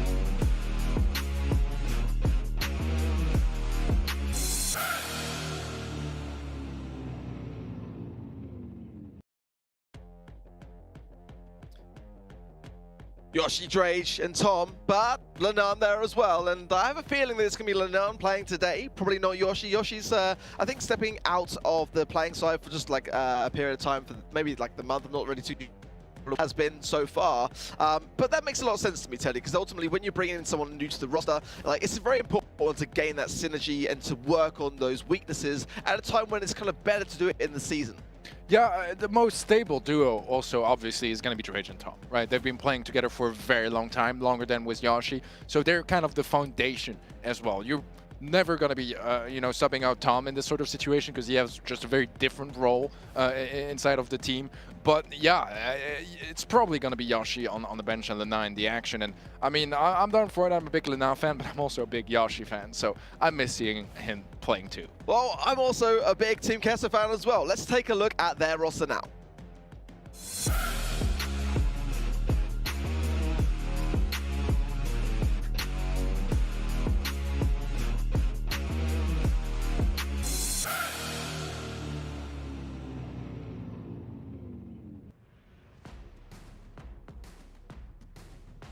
They have it, Rafa, Blacksea, Alice, SJ, and Javi. And, you know, for me, ready set, you know, Team Queso are a team that are so dangerous for a lot of reasons. Primarily, they love their assassination brawlers. They love having Rafa really go off on a tear. Blacksea, as well, as we know, is an insane Leon pick when it comes to draft. You know, what else makes this team so unique? Why are they succeeding so well in the Snapdragon Pro Series? First of all, they're very consistent. I gotta hand it to them, and they always know how to keep their cool no matter what matchup they are presented with. We saw them go versus Dogster Lobster, who just the previous day had taken down Tribe Gaming, and it was a 3-2 victory for Team Queso in that matchup as well. When it comes to what brawlers they succeed at, though, once again, I gotta second what you say. The tanks are remarkable from these guys, but the thing is, in order to succeed with those tanks, you have to nail the draft perfectly, because the counters for tanks are very abundant throughout this game, and it's very easy to counter them in the draft. That said, if you can set the stage properly, you can pick them last. Maybe if you're adventurous and you had first pick, you can go for your third and fourth pick to involve a tank as well. I gotta say, I think the tank play from these guys not only reflects a remarkable mechanical skill, but also their ability to draft. Well, again, this is our first of the kind of what I'm calling the grudge matches of today, because we saw Tribe Gaming and Team Queso battling it out in the Split 1 Open Finals 1. So back then it was Tribe that got the win. It was a 3-1, and that preceded them through to the upper bracket, but they later got a loss and went down to the lower. But it was Team Queso which were forced down to that earlier stage by Tribe Gaming, and that's definitely got to still be on their minds today. I mean, but that was, you know, a while ago now, and I think it's fair to say that Team Queso at the minute seem to have a bit more momentum going into this game than perhaps Tribe. Yeah, definitely so. I mean, you know, they're on top of the leaderboard so far, just behind Reply Totem that have played an extra match, that are 3-0 right now, but Team Queso 2-0. This is their chance to be still toe-to-toe with Totem on top of the leaderboards with a 3-0 standing. I think they're hungry for it. And I mean, so far, Tribe, not quite the same run. They're looking good. I think it's near a 50-50, but man, Team Queso, they're looking so strong. And then drafts as well, like you say, always on point. With the bans are in, it's going to be Squeak, Gale, and Penny banned out for Tribe. And that first pick of Carl, not wasting any time following exactly what SK have been already doing today. Carl and the Bo and Byron bans for Team Queso. Janet is a very early pick as well. Bell coming in as well for Tribe now, already said. Yeah, I do find that interesting. It is going to be good at dealing with Janet at range. You'll also see some nest eggs coming down on that point. It's going to give a little bit of more permanence to anyone who finds himself on that objective. You also got to admire the bow ban coming in as well, and that's going to make Carl perhaps a little bit less strong because that's one of the main brawlers that he counters out. So in a way, it might be a bit of a wasted ban for Team Queso. Obviously, you don't know that Carl's going to be picked yet, but still, that is an ability that they had that is now not going to be so useful. Here's a Bonnie pick as well from Team Queso, and I'm starting to notice a trend here. These are the brawlers that we usually see banned out for whoever has that first pick. Bonnie is really easy to form a comp around. Same goes for Janet. Here's the problem. Carl is going to wreck Bonnie in that close range matchup, and it might be kind of challenging for Team Queso to reliably keep a long range brawler, keeping Carl at bay. Once more, here's the Eve. Carl is going to shred through this, and Tribe, they still have one more pick that they can complement this comp with. Yeah, there's definitely opportunities to try to work around that. I'm not the most convinced by the Eve being brought in, as you mentioned, you know, and as we saw in Canal Grande early in our previous match, Carl was just absolutely shredding through the Eve and her hatchlings. Stu is going to be their decision, so bringing... I don't know. I mean, I feel like on Dueling Beetles, you mostly go for the speed zone rather than wall breaks. We'll have to see if they actually commit to that or not, but... I kind of like what we're seeing on both sides. I feel like, in theory, Queso has one of the best comps you could ask for, but I think there's some good counter mechanics in the Carl that, you know, I also want to see, and this is the chance in this match, see if Carl was just dominant because SK were playing it incredibly well, or if it's just a brawler that's amazing in general. I like the drafts. I think that the Bonnie here is going to be extremely good. I think Team Queso might have the edge here, but let's find out. Take it away, boys. All right, well, we have Eve on the left lane, locked in the long-range matchup versus Drage. He is going to get targeted by a couple of brawlers at the same time. Lena does seem to be the logical target here as well, especially for LSSJ. He's on that mid lane, and he's a slight outrange versus Lena, but he doesn't have the speed. Lena can dip, bob, and weave into and out of that range thanks to Speed Zone, which is going to be a huge asset here. He doesn't need to run Breakthrough because these walls are going to be a great asset to his entire team, especially versus some of these long-range brawlers. So far, Lena has been able to dodge out attacks very well on mid. Here comes the close-range matchup. Drage going to wreck things in close range. SSJ does have an escape mechanism, but that's all it is an escape mechanism. He's not going to be able to generate a kill off of it. He has to retreat, and Team Queso has lost all of their positioning at mid. Yeah, it's not every day that you see someone win left lane and then kill right lane and mid survive somehow. Like, yeah, kind of skipped a step there, but I mean, it's most welcome here for Tribe as they have an incredible lead so far. Almost 50% in their favor. Slowly, it seems like Queso are going to have a little bit of control and an opportunity to try to catch up. Hatchlings are placed down as well. That's going to help create some space, but they have still a ton of catching up to do. Drage going to get the kill onto Black Sea as well, and this is looking still really good for Tribe. Once more, attention on Drage. He has that super, he has Flying Hook to rush in, and he might even rush in versus Black Sea. No, instead, he's going to go for SSJ. He's forced to rush out, and down goes Drage, actually, as he was focused by the entire team. But it did give a little bit of space to Tom, and especially Lena, who was able to walk over that point and pick up some percentage. That said, though, Team Queso has actually gotten a remarkable amount of capture during this time. They've already gotten almost up to that 50% mark. Tribe Gaming also trying to get a little bit of percentage themselves. Drage getting a good kill versus Janet. Another kill onto Lena. Javi is next up on the menu, and Tom is going to be able to beam him down.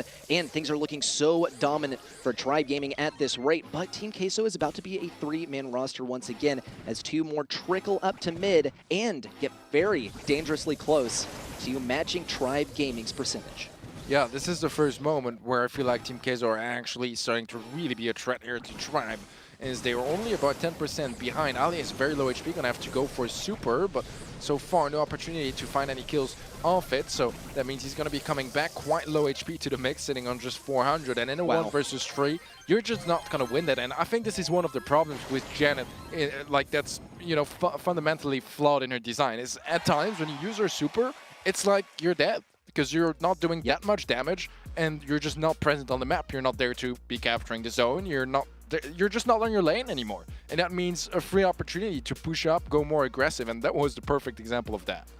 And there are a couple of different ways to play it as well. Sometimes we see her appear on Knockout. She's useful for having long range. She also has close range capability for when the poison closes in. And then she can use her super aggressively. Who would have guessed, right? But now she has to use it as a retreat, and it takes her off of the point. She can't come in and gain any capture off of that invulnerability. Meanwhile, Carl can do it, but also Lena has been the primary brawler capturing percentage here because he simply has the speed to make it happen. He can dash back and forth within this one little radius at mid, and it doesn't pose him too much trouble. He has his allies at his side as well. They're pretty low on health, and they're going to actually risk getting pinched here. Drage is going to be biting the bullet, and Black Sea gets a super in. I wonder what this positioning is going to do for him, though. Since he is in the bush, he has a lot less range, but he does have good damage output at close range.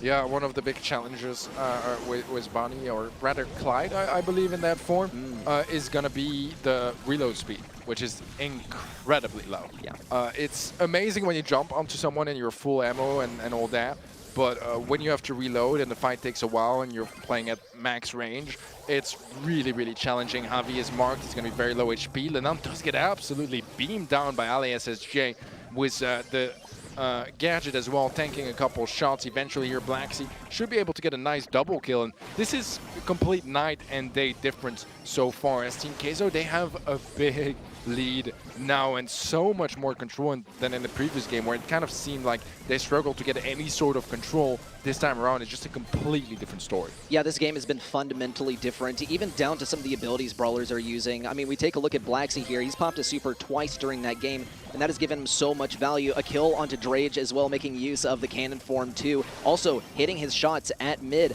Lena is going to be focused down from a couple of different directions, which is going to be one of the main things that he succeeded at doing in the last game, was forcing a 1v1 matchup. That said, now he's struggling a little bit, but with all the members of Tribe Gaming on the point, they can start recovering some of this percentage. Team Queso needs to get a unified push onto this point, but a single pick is going to dash the hopes of that as well, since you need a 3-man roster to get this last bit of percentage as you rush in. A whole lot of health pool available to Tribe Gaming as well. Drage has the super. This might actually be the craziest comeback that we've seen in this competition so far. Blacksy going to jump in. He does go down. SSJ just has to survive a little bit longer, but it's not going to be enough. Tribe Gaming survived long enough, and that is going to be the first set.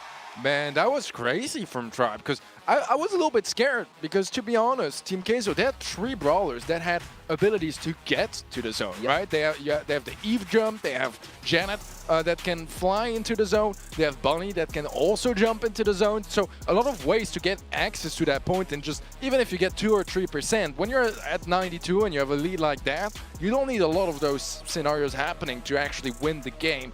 But somehow Tribe were able to shut it down. And in total in the set, I mean, probably after the first game, that was a bit more dominant for Tribe. They do almost have twice the amount of kills, which is definitely very impressive.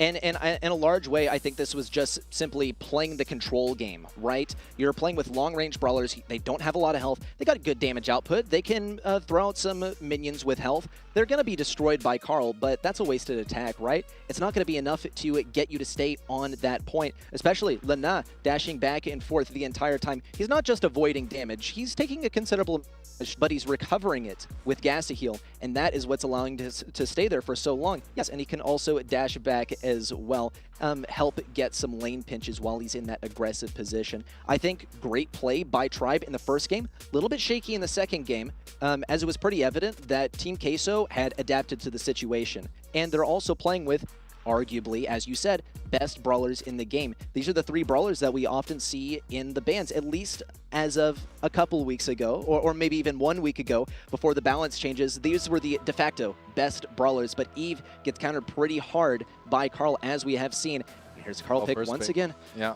Oh, I really feel for Team Queso here, because they're banning out the Janet, the Bonnie, the ones that they know are good, and they've seen them work so well in the past. It's kind of curious. I do think we'll see a Gene response from Team Queso, and there are a billion ways to counter Gene, which gives Tribe the upper hand in this draft, in my opinion. Yeah, we'll see if they actually commit to it. It's definitely not a bad idea. Surge? Okay, I mean, we've seen it not work before today, so we'll have to see if they are able to actually make it work against the Carl. I think there's definitely that snowball factor, right? Because when you're on stage 1, it's an absolute nightmare to be facing the Carl, because with the low movement speed that you have on the stage 1 Surge, you're getting destroyed. Yeah. And you don't have that much HP. Carl deals a ton of damage, so you're gonna get melted. Something that I've seen in the past is you play the Surge on another lane, and then once you have that second, third stage and you actually have a decent matchup against the Carl, then you turn it around and face him. I like 8-Bit on this map. It's still my favorite mid on Hard Rock Mine. I think Bow has been getting really, really popular, especially as an attempt to counter the 8-Bit, because you can place down those mines on the damage booster and just, you know, remove those walls, be a little bit more tricky for when a cheat cartridge comes through. Eve as well, and Penny being brought in the mix for TQ and Tribe respectively are some very, very valid options. This is looking like it might. Do you think it's an Eve mid or a Bell mid? I'd say it's got to be an Eve mid. Or rather, it's got to be an Eve lane. I see Bell as the 8-Bit counter here. For a while, Bell was the reason that 8-Bit completely vanished off of the face of the earth. because she countered out 8-Bit so hard. You're able to ricochet those shots back and forth between 8-Bit and his turret to generate so much damage and get so much value off of every single hit. That said, she could succeed on the lane if she's running second gadget, but still, I think this is going to be a 1v1 at mid. When it comes down to the Penny matchup too, I think that this is going to be reliably try and get the Penny onto the Eve lane, which does mean that Lena, yeah, he's not going to get the luck of the draw this time. He's going to be right towards Rafa. 1, 2, 3 shots already. The hard counter is seriously showing its face now, and Rafa gets to take this position. As you saw, this is such a strong matchup versus Carl. Carl's used to marching in, and Rafa really shows us how it's done on the Surge. Yes, he goes down, and he's actually going to go for the lane switch on the right side, probably expecting Lena to go for a lane switch as well. And Lena is not going to be biting, not that time. And we see a lane switch once again. Rafa has the speed. It's not going to be too much of an issue to play the lane switch game, but it looks like Tribe Gaming are biting, and they will play Ring Around the Rosie for the entire game as long as they get a slight advantage.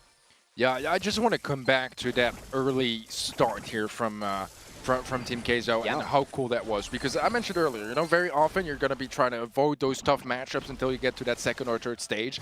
Instead of doing that, they actually just doubled out. They had no one on right lane. And then they went 2 players on the left side to just secure that kill, secure that first super. Once you get it, especially this early on, you just avoid the nightmare scenario where you never get to that second stage. And it's way too late before the Surge has any impact in the map. It is still Tribe with a little bit of a lead right now and a really strong setup as well. As Rafa goes down, Drake has a spare damage booster, which can be so valuable for sure. And it seems like with the amount of mid-control they have right now, this should be a countdown coming just in the next couple of seconds. Yeah, Drage is going to get very close already. The compulsory gadget there to teleport himself back and get in defensive position. Now, SSJ doesn't have the damage output in order to take down Drage, and this has been a great game for Tribe Gaming. I gotta say though, from the side of Team Queso, we saw Surge do what it was supposed to do, right? Surge won every single matchup versus Carl, and kind of got lucky, right? Like a 50-50 chance of being on the same lane as Carl when you start off the game. And I don't know if that's going to be the case, right? It's really the flip of a coin to decide whether Surge wins the early game matchup. And also, Surge repeatedly tried to switch lanes onto Carl, and we saw Lena switching lanes as much as he could to get away from the Surge, and it didn't really work out for Rafa, even though he had the range, even though he had the damage to contend with some of these other long-range targets. It simply was not enough. And it didn't compare to what we'd see from a pretty standard brawler on lane. Lena is going to have to face the switch up here from Rafa, but this time he's going to opt to play the long-range game. Doesn't dare get close enough to Rafa to take any damage, feed him any super, and as long as Tribe Gaming can keep Rafa from getting a super, this is basically a free win for them since they fight a 3v2. Yeah, Rafa, incredibly low HP. The shield comes through, but it's not going to be enough to tank here, as there were just too many projectiles heading his way. Dominant start here from Tribe. A very early damage booster plays down as well, and a huge gem lead too. This is looking absolutely excellent so far for Tribe Gaming. Drake just beaming left and right, and this is why I love 8-Bit on this map, because it can be so incredibly dominant. And you know, the 1 or 2 opportunities you have to take him down, he just TPs back, and it's just so good, and a safe pick too that can absolutely pop off. So consistent. The potential is just so massive on this brawler, and I mean Drage and Tribe Gaming in general doing a fantastic job at demonstrating that. Team Queso, I think it was a very good shot ready when you mentioned, you know, are they going to have the same start again where they get 2 on 1 lane, and it worked the first time. I think it was an awesome strategy from Team Queso, but it showed how impactful it was as well when they didn't get it and basically did nothing of the rest of the game. Yeah, and look at the damage comparison as well. Good stuff for Tribe Gaming, but more or less about the same. And in a large way, I kind of want to attribute that to the first game, because we saw good takedowns by Surge from the side of Team Queso as well to charge up that super, get some good late game value, but it didn't prove to be enough in order to equalize things even, because that's only a third of the enemy team. It's going to feel like a whole lot more once Carl starts really going, especially if he counters you out, but still, you got to deal with the 8-Bit. You got to deal with the Eve. These are not the Eve, but still, the 8-bit is going to be such a tremendous target to face, especially with the speed versus Belle. She doesn't have a very large projectile. Yeah, it travels pretty fast, but you don't have homemade recipe like you do with Piper. It's a hard shot to connect, that is without a doubt, especially versus a speedy target who's as fast as an El Primo facing you off at mid with a whole lot of health, might I add as well. A good start for Tribe Gaming and seriously demonstrating their drafting skill, I gotta say. Oh yeah, I mean, you know, I feel like the 8-bit was kind of just diff, honestly. Yep. Like, it was so strong in the mid matchup, and that's the thing as well. You can just help a lane out even if you haven't won your mid matchup, because there's just no damage output from the Bell to take you out. Like, realistically, like in a 1v1, like you gotta be marked and hit 4 shots in a row, which is just not really possible. Like, he will TP by then. Yep. So we saw him at times just fully commit and help out one of the lanes while being shot by the Bell, and just when he gets a little too low HP, TP's back, but that's a free lane for his teammate. They just build up off that very nicely, and I like a lot what I've been seeing so far from Tribe. This is a big statement because I think for my side, I thought maybe Team Queso might be a slight favorite getting into this match. So far, Tribe absolutely proving me wrong with a super strong performance in those 2 first sets. And I think one of the key elements as well, compared to the first 2 challenge play days, is that Lena is playing really well. He was playing excellent on this 2 in set 1 and great on the call in this one as well. And I felt like he had been a little bit underwhelming so far. Today, he's really shining and showing why Tribe wanted him on their roster. Definitely playing the pop-off brawlers, some of the central ones as well, the most mechanically demanding brawlers, and I assume this is going to be the Carl once more. Eve, once again, going to be kind of a challenging brawler to make things happen versus Carl, but it is going to be a good counter versus the Gene. Here's the other deal with the Gene, though, is that this is a brawler that would be pretty good versus Carl, since he can stun out in close range. He's able to pull. He gets good damage output in close range versus Carl as well. Here's the Carl counter. It's Daryl. What's the problem? It's not last pick. That's a big, big issue, because now it can be countered, and I don't see Gale anywhere in the ban, so I think that's a pretty logical choice right there. That said, you still got to win the mid fight to start things off. Interesting. That's I guess we'll just have to see how it plays out, because that is remarkable right there. Maybe Tribe is feeling a little confident right now and saying like, yeah, we'll show you how to play a Surge into a tank. Yeah, let's show them how it's done, folks. Still though, it's Surge. It's kind of a crummy brawler if you can't get that first super off.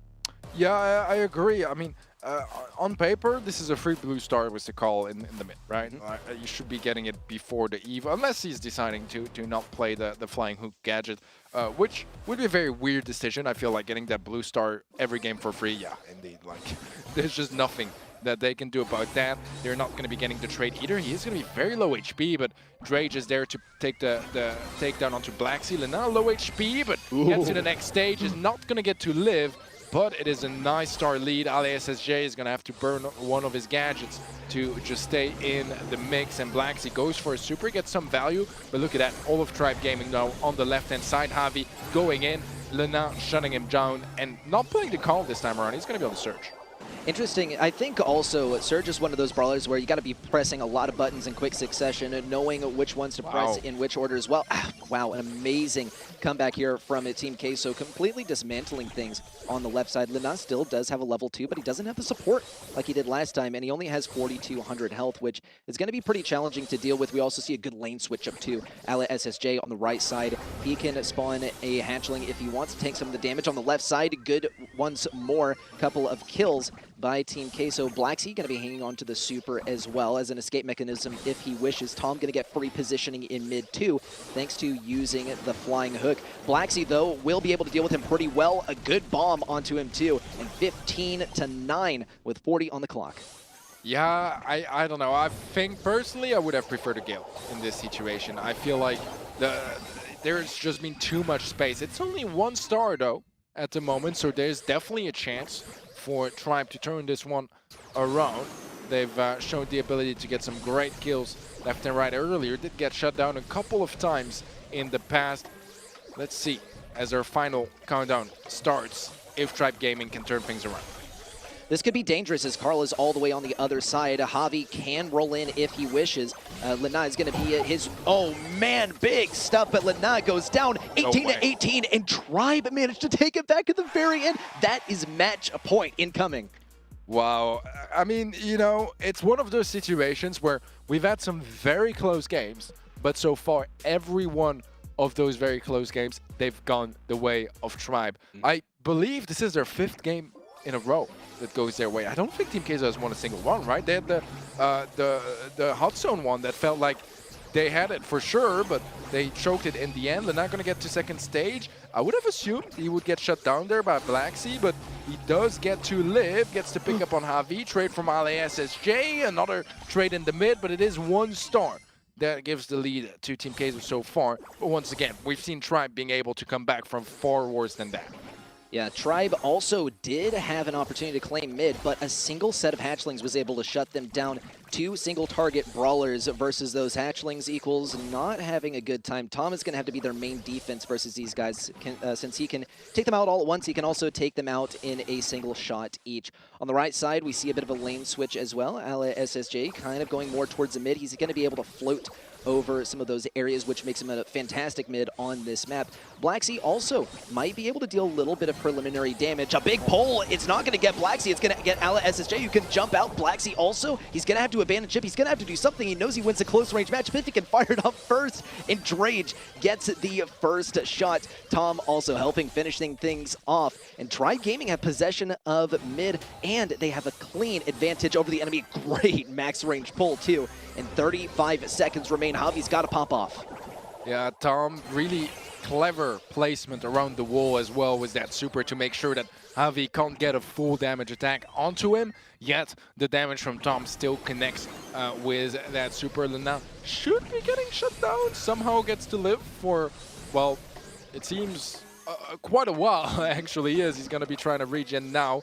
Is playing off that damage gear as well. It's a big 10-star difference. It is possible to turn things around, but looking at the placement here, Drake is definitely getting sacrificed, but it's not going to be enough for Team Queso to turn things around. Tribe Gaming with a clean sweep, not dropping a single game in this match. I mean, I had Team Queso as my favorite, just because of, you know, the past performance of both teams, but Tribe, they looked amazing today, and I'm very happy to see that, because I was scared that it was going to be a little bit scuffed bringing in Lena in and having to build back that team synergy. Team synergy was absolutely on point. Individually, they played really great, and again, I can't emphasize enough how well Lena played this match. He was underwhelming, in my opinion, in the 2 first play days. This time around, that's the Lena I know and love.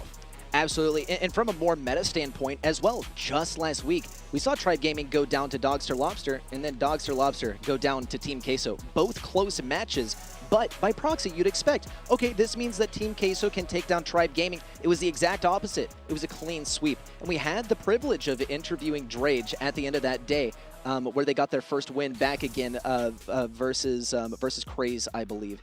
And he said, with the most serious expression I've ever seen Drage muster, that, yeah, everyone has their off months. And we're back, right? And we're back on track. We didn't see it so much with Lena last week, and we saw it this looks like the #1 team in EU team that we're familiar with. Yeah, definitely so. I mean, I don't know if I would quite position them #1, to be fair. Like, I feel like, you know, if I say that, my career is over. I'm just kidding. But thing is, as well, I want to point, they played Carl in every single set and did not get punished for it. Like, at some point, you gotta respect Carl, man. Like, he's been so deadly so far today. But that is gonna be it for this matchup. We'll be back with our final matchup of the day. That's gonna be FA Baguette versus Craze Clan right after a short break.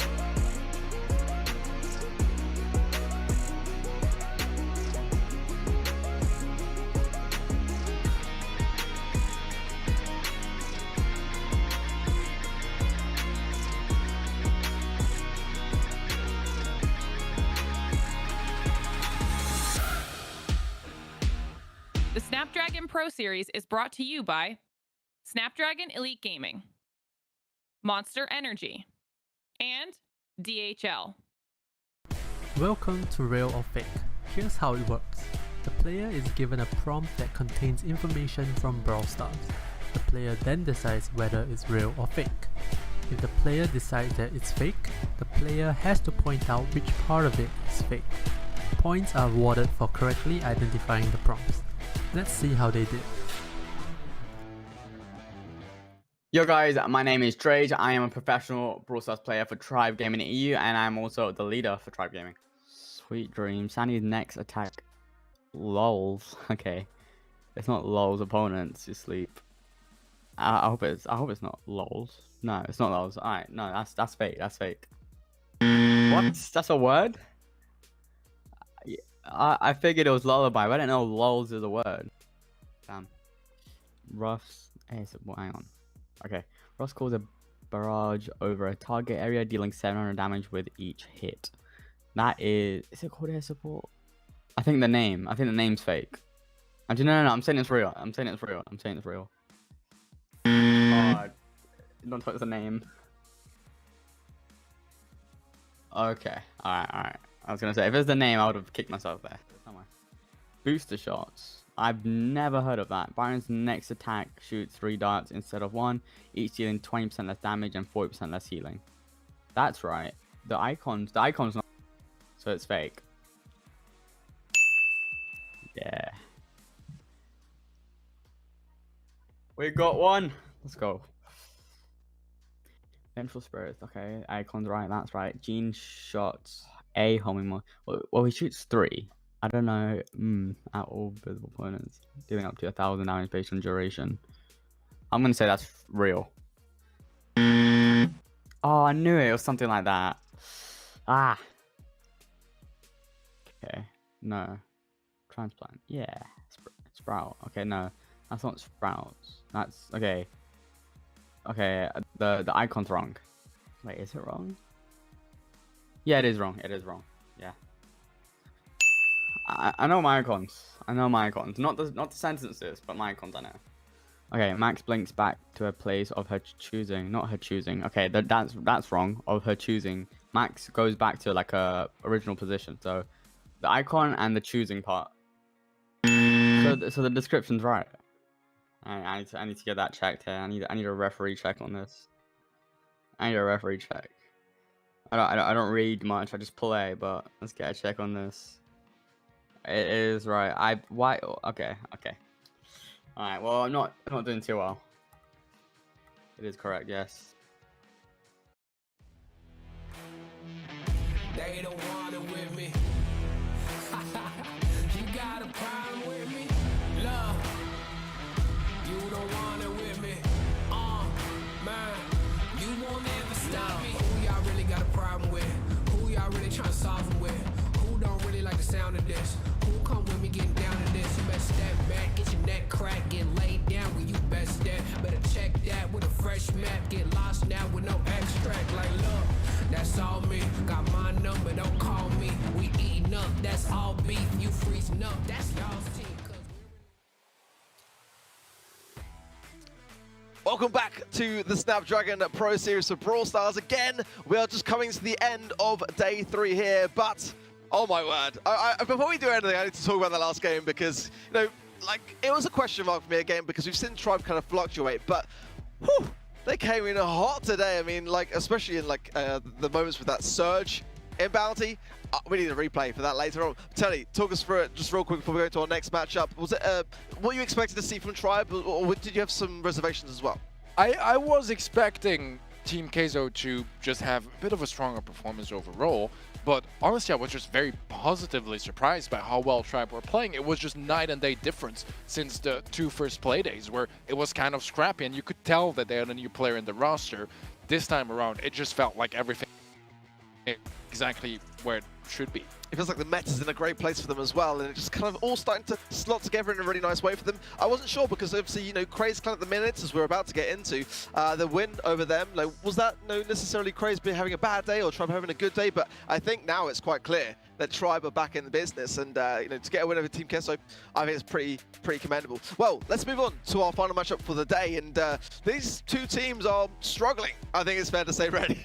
I mean, I can't really put it a better way than that. They're definitely struggling. There's being hungry for a win, and there's also being absolutely starving and famished, and both of these teams are 0-2 so far, right? Now, they've had some pretty tough matchups, but Craze Clan, I think a lot of us expected just a little more from, especially seeing how they have performed in the competitions leading up to this. Now, it seems like they're stumbling a little bit, but if there's any day for them to get a win, it's gotta be versus Baguette.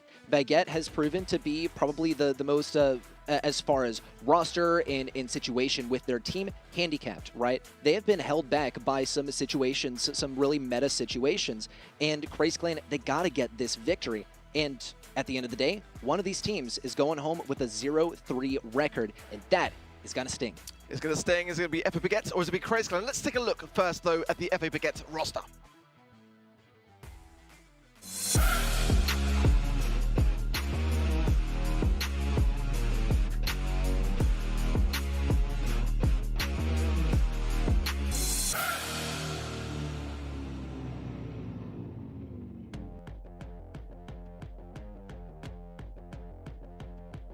We've had a few changes along the way, but Equark, Darkroom, and Alk are now joining the scene in the EMEA and or EU and MENA region. Shoto as well, of course, they're waiting in the wings. But you know, this is a team which, honestly, in the cup stages of Split 1, didn't necessarily, for me, have like some outstanding games, like some huge score lines necessarily. They made it through to it's sort of like the semis and quarters, but nothing really more than that, Teddy. But at the moment, you know, these changes haven't really gone their way, have they? Like in terms of rosters and movements around things, it hasn't really been the best of times for FA Baguette. Yeah, definitely not. I mean, you know, when you used to have iDark Joker on your team, like, it's gonna be big shoes to fill for anyone. And Orca, I love him. I think he's really, really good. And he, from the rumors I've been hearing, he was helping out tons of teams in all regions with their drafts. So he's very strategical and very, very strong.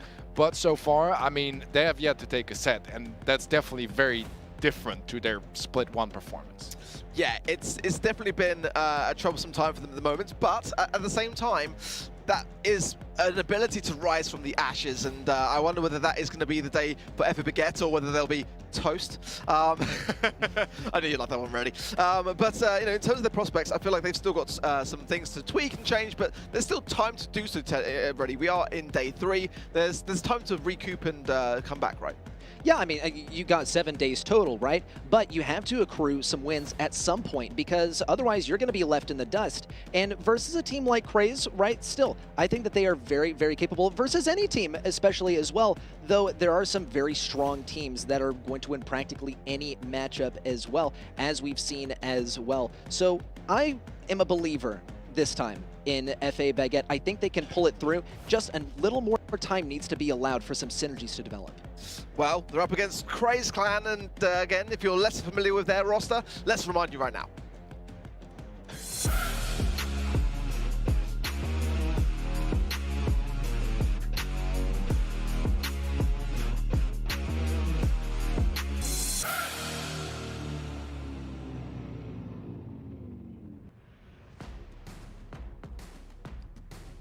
Meow, Rama, and Naui. It's not now or never for them, but we do need to see more from this team. And I've got to say as well, I'm just kind of surprised when you look back at the performances throughout Split 1 and 2 cup stages. I mean, 4 grand final wins from this particular team. I mean, you know, going into the challenge season, we kind of expected to see them being a real front runner at the moment, but they've struggled a little bit to sort of pick up their pace along the way with some, you know, losses, which, you know, FA Siege was, I think, a shocker for me, actually, in day 1 for them. And Tribe giving EU in day 2, I can kind of understand a bit better, but at the same time, Craze Clan, they've got to bounce back, Teddy, and today has got to be that day. Yeah, definitely so. I mean, you know, inconsistency is a word I've used to describe tons of teams in the past, and I feel like they're suffering from that quite a bit. You know, they have amazing drafts, they have great mechanical talent as well, absolutely so, but their consistency is, yeah, it's quite questionable. And I feel like especially when pressure is high, when it's important matches, it tends to be those that they kind of struggle to really show up. And the thing is, there's still room, you know, to make up for this tough start of the season, but they need to start soon because, you know, even though there's still room now, maybe by play day 4, that might be their final chance to make something out of the season. This is it, right? And I'm going to ask you the question as well. Like, what is it about their inconsistencies which speaks to you? Is it the meta change? Like, what's been making them struggle so recently compared to what we've seen in terms of like what was great promise coming into these challenge seasons? The game's changed, but Craze don't seem to have changed their game too much. And for that reason, they've been left behind just a little bit. But if they can adapt to the current meta, right, I would say it's not necessarily cut and dry, but there's some serious points that need to be hit that have been really holding back some of the teams that have lost, especially versus Carl, versus Penny. These brawlers that have gotten buffs recently that are seriously hurting the opposition. That's where I think Craze needs to focus. Getting these picks or banning them out. I've got to say as well, it's a thing for me that Craze were thriving at DreamHack for Open Finals season, for the Open Finals too. I feel like they actually performed so well on stage as a result of all these things, but now at home, struggling a little bit. Let's see though, the bans are in. It's going to be Ems, Crow, Squeak on the side of FO Baguette, Leon, Bonnie, and Surge on the side of Craze Clan. Straight away, speed coming in for FO Baguette. I like, it's very aggressive, and Janet, as we know already, very, very strong in terms of the current meta. Sneaky Fields obviously going to be covered in a ton of grass, so Penny is an interesting pick from Craze. I mean, they're hoping obviously for the lineups here. I don't know whether I'm as sold on that as an early pick though, Teddy. I think that interestingly enough today, we have seen very few Penny bans and even less Penny picks. I think this is the first song. And that's quite interesting because it's one of those brawlers that did look incredibly threatening for the latest balance changes. Sure, the emergency nerf. Gale and Carl are some great options on this map, though. I mean, we've seen the damage that Carl can do over here. Well, final pick coming in for FO Baguette, and I do like the Gale pick, I do like the Carl pick as well. Colette for FO Baguette. Haven't seen it here for a while, gotta be honest, but I don't know about that as a final pick for me. I think there's probably some other options they could have considered, but I'm gonna leave this one with you guys. Ready, set, Teddy, take it away. All right, well, we see the Colette last pick, as Ark just mentioned, and this is going to be great for countering out one tank. There's only one tank on the enemy team. There's no stun. It's just some damage raining in on Carl. With Protective Pirouette, you're going to be able to block out a decent amount of that. That said, also, Colette is not going to be that great for taking it down the enemy brawlers in general. She's a curious last pick. That is without a doubt. We'll see her in practice. For the rest of the picks, I'm really liking the Max to speed things up, especially in combination with Janet. She's able to hold her own with the long-range matchup, and then she can crush things in the close range. No way Equack is able to get this unbelievable stuff from FA Baguette. That right there is a spectacular play. In fact, it takes all of the words out of my mouth. Crazed Clan, though, can still fire back. They just got to make sure that they solidify the backline and not allow these things to happen again. Yeah, what a great start for FA Baguette, and a start they really needed as well. Just as a reminder, they have yet to win a single set in this season, and considering how dominant they looked in the Split 1 Open Finals, it's been, yeah, a bit of a nightmare start of the season so far, but that early goal is going to be great value. They are pushed back all the way into their spawn now, so let's see if Craze Clan can capitalize, and yeah, they have a great Gale super available as well. Surely Equack is going down here, and Craze Clan, they tie things up just like that. Crazy stuff. FA Baguette, they were able to slip through with a goal due to Equack seeing an opening and hammering down on that opportunity. It was a close one at that. Craze Clan, on the other hand, have fought for every bit of control that they have gained. We see Equack going very aggressive and getting taken down by a couple brawlers. Darkroom going to try and use his health to do something. Doesn't look like it's going to pay off, and he'll be able to get a little bit of damage on these turrets, but not be able to take them down in the end. And that is one of the other main things hurting this team at the moment, is they cannot access this painting turret, and it is controlling where they move at every single moment. Yeah, you can dip into the bushes for a little bit of speed, but you're still going to be targeted by that turret. Darkroom, thankfully, is able to take it down. Now we on the right side is going to look for a close range matchup versus Orca. Swiftly eliminated, and Equack once more comes up to mid to take advantage of this speed. If FA Baguette can use this positioning to get a goal, they have a game right here, right now. Still, the Craze Clan don't seem to be backing up, especially on the right side. Gale is not backing up even a little bit, not conceding a single tile. Yeah, I honestly love the Colette pick. I feel like it's been doing so well and such an unexpected pick as well to bring here on Sneaky Field. I was expecting it to maybe be playing the knockback because, you know, it could get call out of a super, for example. But so far, I mean, it's been doing pretty well with the shield. Overtime seems to be really strong here for FA Baguette. There is a super for Orca available as well. He does take a lot of damage. He's going to go for a charge shot, but it's straight in the middle, quite predictable. Meow going to be cornering up the bowl, has a super as well, trying to buy some time, but it's a 3v1 and most likely going to be a goal here for FA Baguette unless Rama can stop them. A great barrel, though. This is completely turned around, and this might just be the chance for Grace to score. We gotta see a Gale super, but Darkum is so far out of range, and now Gale's gonna be super outranged once again. He's outranged, he's outsped. We see on the right side, Orca as well arriving. There are no gadgets to meet him, and there are no turrets for him to eliminate either, though he does have a super. He's gotta get something tricky. He's gotta rely on his teammates as well to pick up some kills. Just 5 seconds left. Do we see right? No way! And FA Baguette have gotten the craziest goal, even topping what Equac was capable of in the beginning of the game. That's game one already done.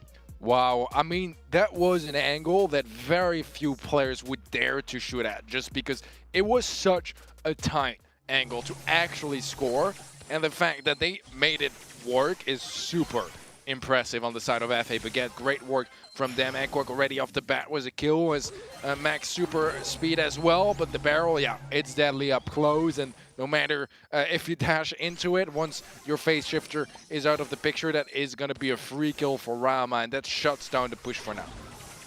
Good stuff for Orca on the right side. He's able to get the takedown with that super. And we see already Gale also trying to corner that ball. It's not quite going to make it in there. He won't be able to get a twister up either. But it's not the end of the world. Here comes Naui to finish the job as well. We also saw kind of a retreat on the left side. So that ball is not going to be accessed for quite a while. You got to see a team kill in order to access it. And probably the first brawler that needs to be taken down is Gale. But now it's going to be a forced interaction. Now he's got to be the brawler to be taken down. He survives with just a little bit of health. And Darkum is going to take a leap. He's going to go deep in the back lines. Orca trying to keep himself alive, but he won't be able to do it. Not even a gadget can save him. And now he has the close range damage in order to take down Darkum. But the ball isn't in the corner, and Equac will be able to get the kill as well. FA Baguette keep on pushing up, and Craze Clan are actually going to allow the ball to stay here for just a little bit longer.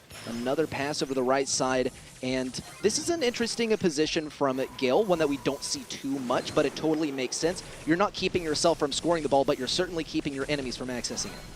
Yeah, definitely. So rolling from now, we might even find a double kill. Darkum is just barely able to secure that elimination.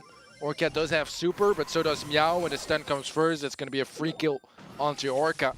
And maybe a chance for Craze Clan to find that opening. They've been very defensive so far. Let's see if they can open things up now. A nice knockback from Meow. 2 low HP players, but they're still standing. Good control setup now from Craze Clan as Rama does have this turret down.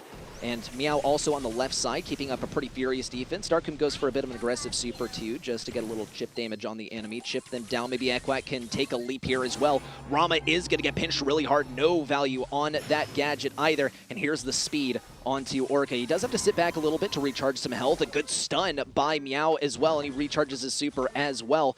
Great control from both teams to FA Baguette for holding on to this bush for so long, but Craze Clan for defending every single max push that comes their way. But now they have to get aggressive. Here's one kill, and the walls are about to break down. Rama's got to send this one from downtown in order to get a goal. Yeah, this is a strong push. The pass to Naui, and without knockback, there's no chance of getting the ball out of its hands unless it's going straight into the net. And that's going to be Craze, tying things up 1-1 in this opening set. A wonderful response. I really think they found their stride with the lane matchups. In the first game, we didn't see too much in terms of lane switching, and that proved to be an amazing asset in this next game. Something that we saw a lot less from, actually, from Craze Clan was penny supers. We didn't see the turret up as much. And a lot of that, I think, can be attributed to FA Baguette always being in such an aggressive position. So kudos to them on that as well. It was a near miss in overtime. A good super in from Darkum. He's not going to be able to finish off Naui, but he does have him cornered. Rama going to corner this ball himself, actually, on the left side, and now start getting some value on the enemy. Here's the thing. FA Baguette, they can't all push in at the same time, lest... Great dodge from Meow. Rama is going to be able to defend this a little bit with a twister, but no way. I didn't think he would be able to get stunned by that, but Orca is going to be blocked off, and that is a push in the garbage for FA Baguette. Unfortunately, though they do still have control of mid, so it's not that much of an L in the end. Yeah, there's still plenty of time for both sides to make a move. Let's see if FA Baguette can keep creeping up as Equa gets up close. Gadget from Naui to fly into the mix, but gets shut down as soon as he goes for his super. Great work from FA Baguette, getting that man advantage, having 2 players low HP on the top side as well, but they do lose Darkum, and that's a nice opening for Krags to try to finally get out of that defensive stance we saw early. They don't need a lot of time to go from defense all the way to scoring, but so far they've had no opportunities yet, and Equark is trying to slip through that no luck just yet. And no goals yet either, so Craze Clan can afford to play defensively, but they're not going to be defending too much. They're just going to be defending their chances to score in overtime, which we saw were quite remarkable in the last game, but still, it's not a sure bet at all. They had to push up into mid and gain control of this bush in order to make anything happen, and it does look like Meow is going to lead this charge. Already 1 kill, almost a kill onto Darkum, a good pickup by Naui as well, and Rama all the way on the back lines is going to start pushing this ball forward. Naui also survives that entire aggressive adventure on the left side, close to the goal of FA Baguette, and aggressive turret as well. It's going to be quickly taken down by, never mind, Orca's not going to go for it at all. A bit of a free elimination for him, but that's not really the point right now. Craze Clan is so far pushed up, and as long as they survive, they just might have a goal here. Yeah, Rama going for a bit of a trick shot pass. Knockback comes through, but Boa has been lost in the process. 2v1 though, it's only Equark left alive, trying his best to defend. The phase shifter doesn't come quite in time, and it's going to be Craze to take the set in the end. If it ain't broke, don't fix it. Craze Clan, if it works for you to play defensive the entire game and then push up at the end when the enemy has expended all of their gadgets and probably has a super here and there, then go ahead, run with it, because it's been proven to work in game number 2 and it works in game number 3. FA Baguette still kind of having a rough time because they still need to pick up their first set in this competition. It's not going to be the first set. They still got at least 2 more to run with if they have still a pretty challenging matchup versus Craze Clan. But let the stats do the talking as well. This is a pretty even match across the board. In fact, more damage done by FA Baguette. Craze Clan, they really know how to put up a defense, even if it means that they're losing a few men along the way. Yeah, I mean, I think one of the big aspects, and that we can see in the stats as well, is that healing on the side of Craze. Didn't have any healers per se, but they were doing a very good job at timing their death, making sure that they never had, 2, 3 players down, because that's a big risk, right? When you're playing so defensive, is that if there's a team wipe, it's a free goal. There's nothing that you can do about it. Whereas if you have a lot of map control and you're the ones attacking and you get team wiped or lose even just 1 or 2 players, usually you don't have enough time to go all the way from the bottom to the top of the map, right? Thing is, yeah, they're playing very defensively, and it's really hard to do so. You could think, yeah, defensive, you have an advantage. Not really, because if you lose any matchup and it's really, there's just too much damage to your side, it's a free goal. And they've done a really good job at playing on that narrow line and yet still making it work. Brawl Ball is unlike these other modes because by defending the enemy's objective, you're not really getting that much closer to getting your own objective, which is to put that ball in the enemy goal. And this game mode is going to be quite similar. Hot Potato, you defend your own safe, well, you still got to get damage on the enemies. Here come the bans as well. From FA Baguette is going to be Colette. We see actually the dog ban as well as the Rico ban by Craze Clan. These are both brawlers that can be pretty good. They both have the ability to ricochet, and of course the dog also has the ability to break open some of these walls. And if anything, that's going to be a pretty good asset for Colette in some select situations, but if Craze decide to try and outrange her as well, that's going to pose a very big issue. They're also going to play around the bushes too. No bush break in here so far, and they will go for the Ems pick. And Ems is an amazing brawler in the meta currently because you can go for a completely different build once the draft has finished, and it even looks like Craze Clan will be playing into a bit of a counter too. Yeah, I just find it so interesting that we saw earlier the Colette as a sort of solution from Baguette to, you know, deal with the Carl, and yet, crazy, they just don't care. They pick Carl into Colette, which kind of, you know, just dismisses that idea. We have that combination, though, you know, of getting Carl on your side as well as Ems, because Ems is a great counter to it. On the other side, you know, they go Daryl and Colette, which is also the same mechanic, because you don't want to be facing a Colette as a Daryl most of the time, even though, I mean, Daryl is such a good brawler. Gil is very good at shutting it down, so a bit of a risk here to leave Gil open in this sort of situation. From my opinion, I feel like draft-wise, Krays don't have it that bad here, because they have 3 brawlers that honestly deal all right with Daryl. Obviously, Carl, a bit of a disadvantage against that matchup, but if he can stay at range, it's really not even that bad. So we'll have to see how Baguette are able to make it work here. Obviously going Daryl into the Carl. It's also the only one that's not a tank counter per se, but he's doing a pretty good job so far. And I mean, if you're playing the Pokken game, it's gonna be the Carl that wins it 10 times out of 10. Once more, the beauty of Carl, because you can decide which build you're going to go for after the draft has completely finished. And also, we see the protective pirouette onto the safe. He's not going to be going for the entirely long-range game because he did have that shield up just a moment ago. A good indicator he's going with the second star power as well. But a big rush in from Orca and some good damage onto the safe. But yeah, FA Baguette safe, it is completely open to Carl, and he is really pumping it out on that safe. They completely dismissed him, and by himself in the span of 20 seconds, he did like 80% damage.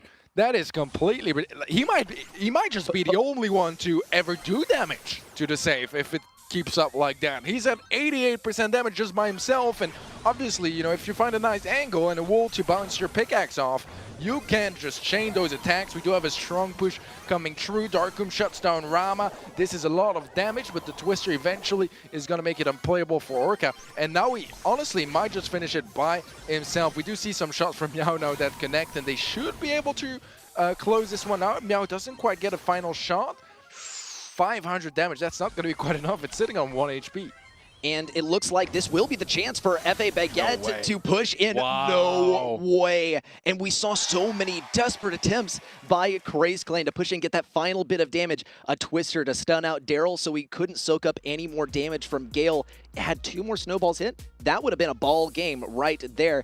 But the tanking was ridiculous, and the control play was spectacular as well. Well done by FA Baguette. And in the end, they got to learn a lesson too without paying the ultimate price of dropping a game, as there's no way they are going to let Naui on that safe by himself in game number 2. Yeah, that was ridiculous how much damage he got on that save. Like, I wish we could just see the stats of the damage of just him on save, because that was absolutely ridiculous. So far, a slightly better start for the side of FA Baguette. This was their first game here going their way, and I mean, they're not doing half bad so far. Orca nicely shutting down Naui. They'll leave Meow on safe. He's not nearly as much of a threat on the safe as the Carl.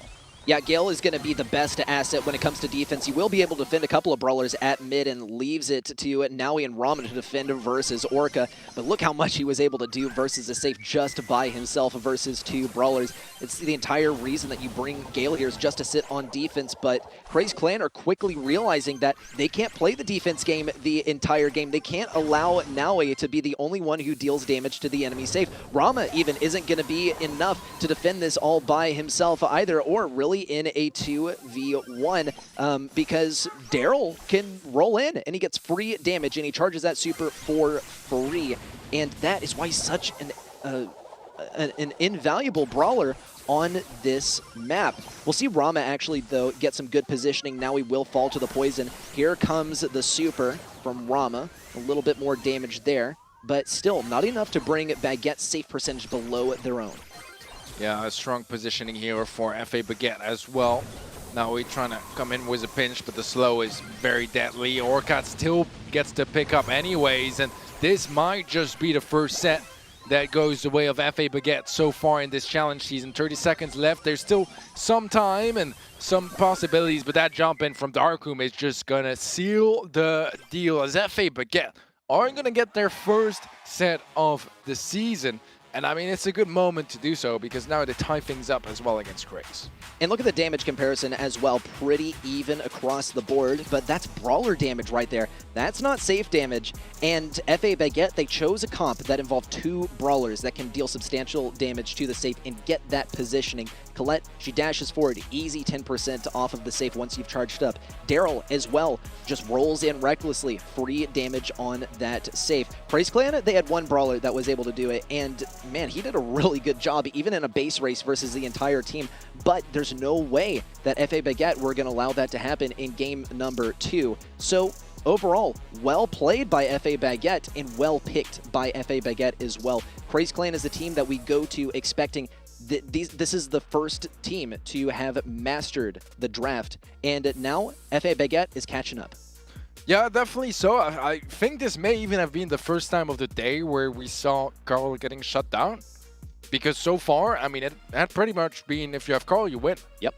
So, yeah, it's a very different picture here that's being painted in front of us. And a welcome one as well, because I like some of those interactions, you know? The Daryl was a brawler that had just been underutilized so far today as well. And they did a great job with it. Same with the Colette. Even I thought on Sneaky Fields, it was not doing too bad either. I was very positively impressed because it's just not a brawler we expect to see there whatsoever. This time around, though, we have the first pick Colette for the set of FA Baguette on the Canal Grande. Yeah, very, very interesting to see. We also have the Eve ban, Squeak ban, Bonnie ban from the side of Baguette. Look at this. This is the classic interaction that I'm talking about. Carl first pick, you respond with the Carl. Now, actually, Colonel Ruffs is going to be very good to deal with Carl. He has that close range stun if he needs it, but the sandbags are going to get sliced to pieces by both his super and by his main attack. So it's got to be a super to counter out the Carl. Here's the thing, though. Colonel Ruffs has counterplay. Same exact deal for Jean. And FA Baguette have 2 picks to make this happen with. They're going to go with the Byron. I'm halfway expecting an Ashe here because, yeah, we saw it from SK and it worked pretty well. But still, Craze Clan has a counter pick, so they can try to shut things down. But as we saw, he can't really clear out that combo with a single brawler. Yeah, it's definitely interesting. It is going to be the Ashe in the end. I feel like it may honestly have been to their advantage if they picked Ashe a little bit faster, because that would have given them less time to consider this option and think about picks. And, you know, I mean, they didn't know until now that it was the Ashe, but they knew of the possibility, because when there's 2 picks in a row, there's always a chance for Byron Ashe. When you see the Byron come out, like, you know, there's a 50% chance. There's also the Ashe coming in. It's going to be the Surge. I mean, we've seen it work earlier against the Daryl, which is also a tank. I don't think it has nearly as good of a matchup against the Ashe, especially not with the support of a Byron. I also find it quite interesting that we don't see any sort of, like, when it comes to FA Baguette. They had ample opportunities. They had a couple picks in a row, and they decided to take the risk and go for the Byron Ashe. And this is something that we halfway expected from FA Baguette as well, is to take some risks because they are really, really hungry for this win. And Craze is a fairly well-established team that we expect a lot from as well. We'll see what the Surge is able to do. Surge has 2 matchups that he is going to be strong against. Literally, Surge's job is to pop that gadget, get the super, get level 2, super again, super again, super again, on repeat for the entire game, and simply pop off. There's not a lot of room for error, though. We'll see if Rama is up to the task. Already a good gadget from Meow to try and force people out of the enemy bushes, and Ekwak will fall to start things off. And Orca is trying to heal up Darkum. Darkum's kind of dodging out those heals to start things off. And he's going to go for the gadget. Here's Orca completely by himself in the bush, but at least he gets to hang on to the position. Still, though, FA Baguette have managed to hold their own so far, even if the bush they hold position of is a little bit destroyed. Yeah, that was a great kill from Darkum. A bit confused about his first flying hook, or rather the second one, since the first one was to get Blue Star, right? It does mean he's out of gadgets, so that is going to be a little bit less mobility available for him now on. Rama going very aggressive and gets 1 kill, but is going to get shut down, and that's 4 very welcome stars on the side of FA Baguette, as they have a 5-star lead. They're in a pretty good situation, but as the map opens up, I feel like Gene is going to get some better and better pokes. Rama can utilize that range quite nicely. Ekwok gets pulled, but he might be the one that actually gets the kill. Yeah, he doesn't even go down. He gets the kill into the Gene instead. Great stuff from FA Baguette so far, though they could be taken down any moment. We just got to see a unified push in from Craze Clan and good synergy around Nowie's pull, because he's going to be getting those back-to-back essentially for free because the enemy's always pushing in. Ekwok tries to go for a solo push, but really it's to enable Darkum and Orca to make something happen on the left side. They don't have position of any bushes, and that's going to hurt them as the final few seconds are coming in. 4 stars is the number to reach. Already a kill for Ekwok, a missed pull, and that might be enough to solidify this game for FA Baguette. In the end, such a dominant victory. A little chicken pin coming out as well as a celebration as FA Baguette, they got the ball rolling, and it shows no signs of stopping. And I don't know if you realize, but like the chicken is like, you know. Oh, yeah. I see the correlation there. Emblem of like France, you know. I mean, baguettes are too, but like not officially. Like the national like animal is the chicken. So and baguettes are involved. Like the, how do you call a male chicken?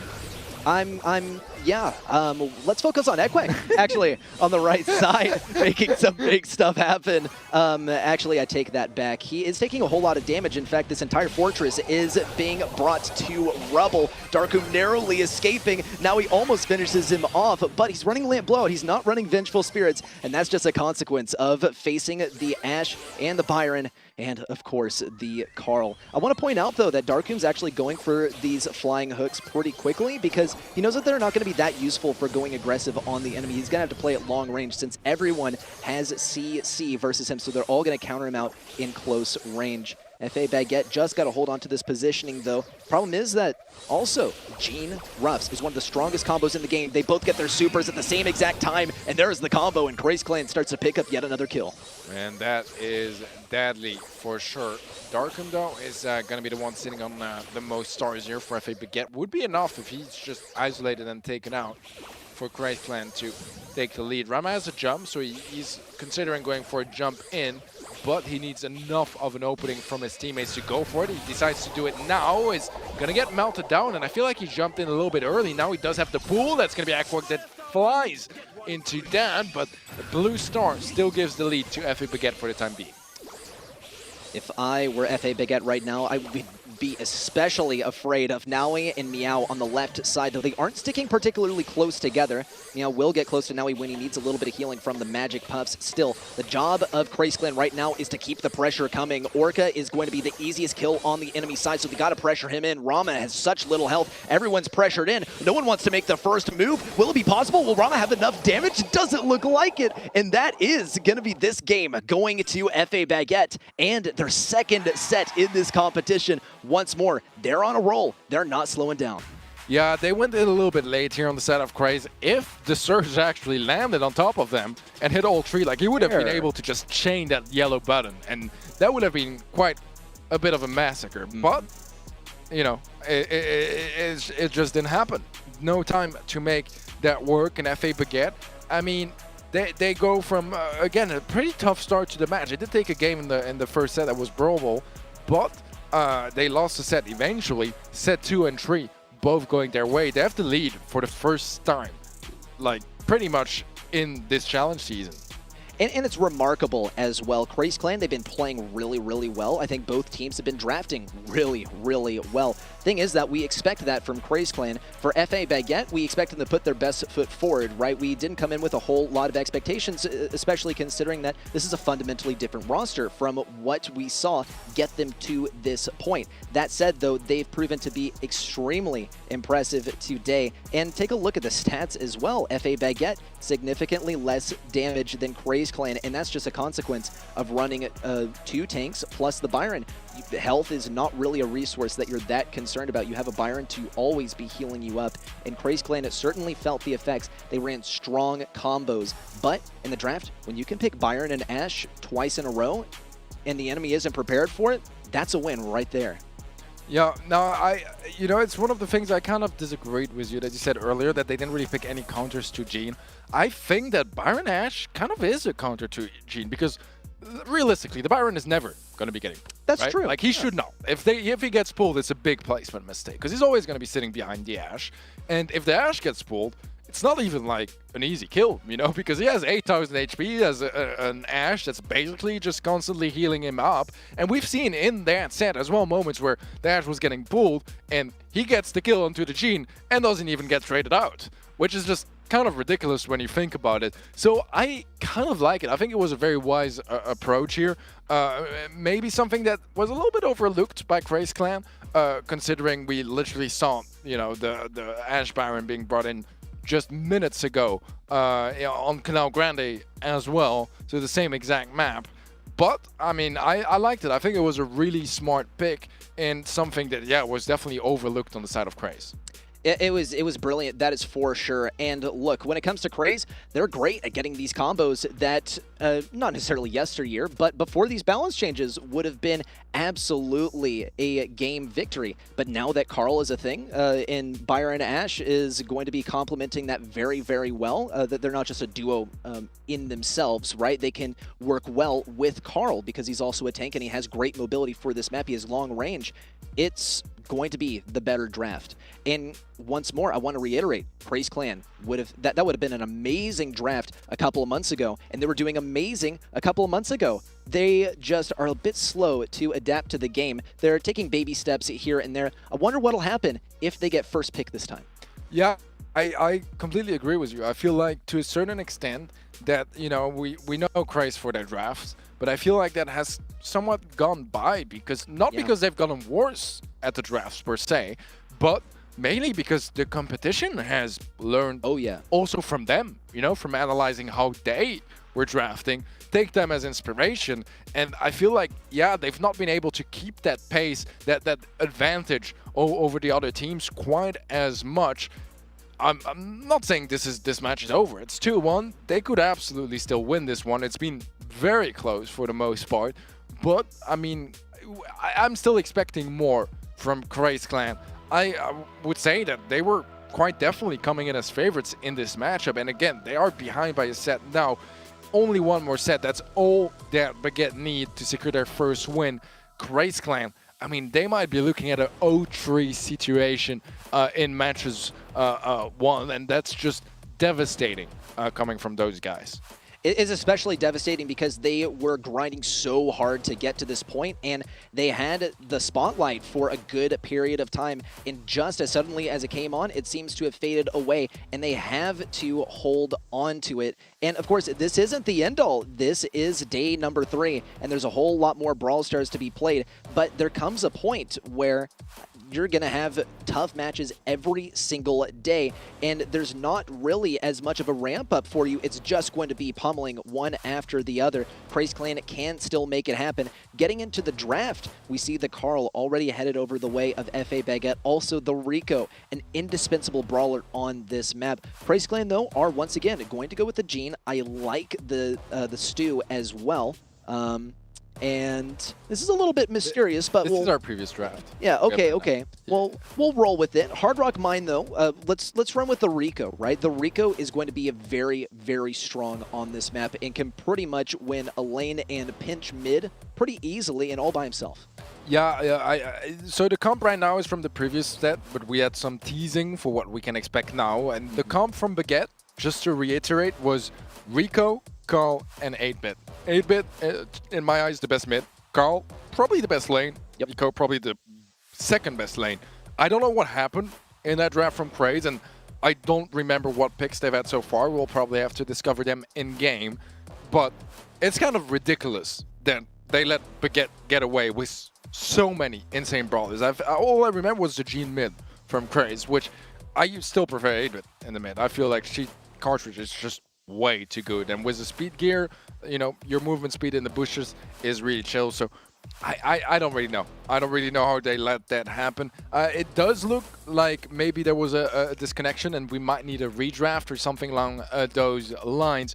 But I'm assuming they're gonna have to pick the same brawlers, and from the looks of it, I mean, I don't know how Craze are gonna be out-comping what we saw there from Baguette, because it just looked like pretty much the perfect comp to me. I mean, given a little bit more time, maybe you get to think about it for a little bit longer, but even given a few hours, right, it would be pretty challenging to find a way to outdo that. So It's not looking too great versus the Rico, right? That said, though, there's still counterplay. You can choose not to play the lane at all, and then Rico basically has to play as a worse version of Colt. That's one counterplay, but still, you're surrendering an entire area of the map to your enemy, and that's an asset in and of its own. You don't want enemies getting behind 8-Bit. If you watch people play Hard Rock Mine, when anyone, doesn't matter what brawler, gets into those bushes behind you, 2 brawlers right away have to go and focus that down because it is such an issue. When it comes to the Gene mid, though, once more, I think there's even more counterplay to the Gene that's available, but the 8-Bit is simply better at being a mid, in my opinion, than Gene when it comes to Hard Rock Mine and it comes to collecting those gems and teleporting away to safety. Yeah, I mean, Gene has great opportunities to turn around games, right? You go for a pool that can, you know, if it's the gem carrier, it's just probably GG's, you win the game.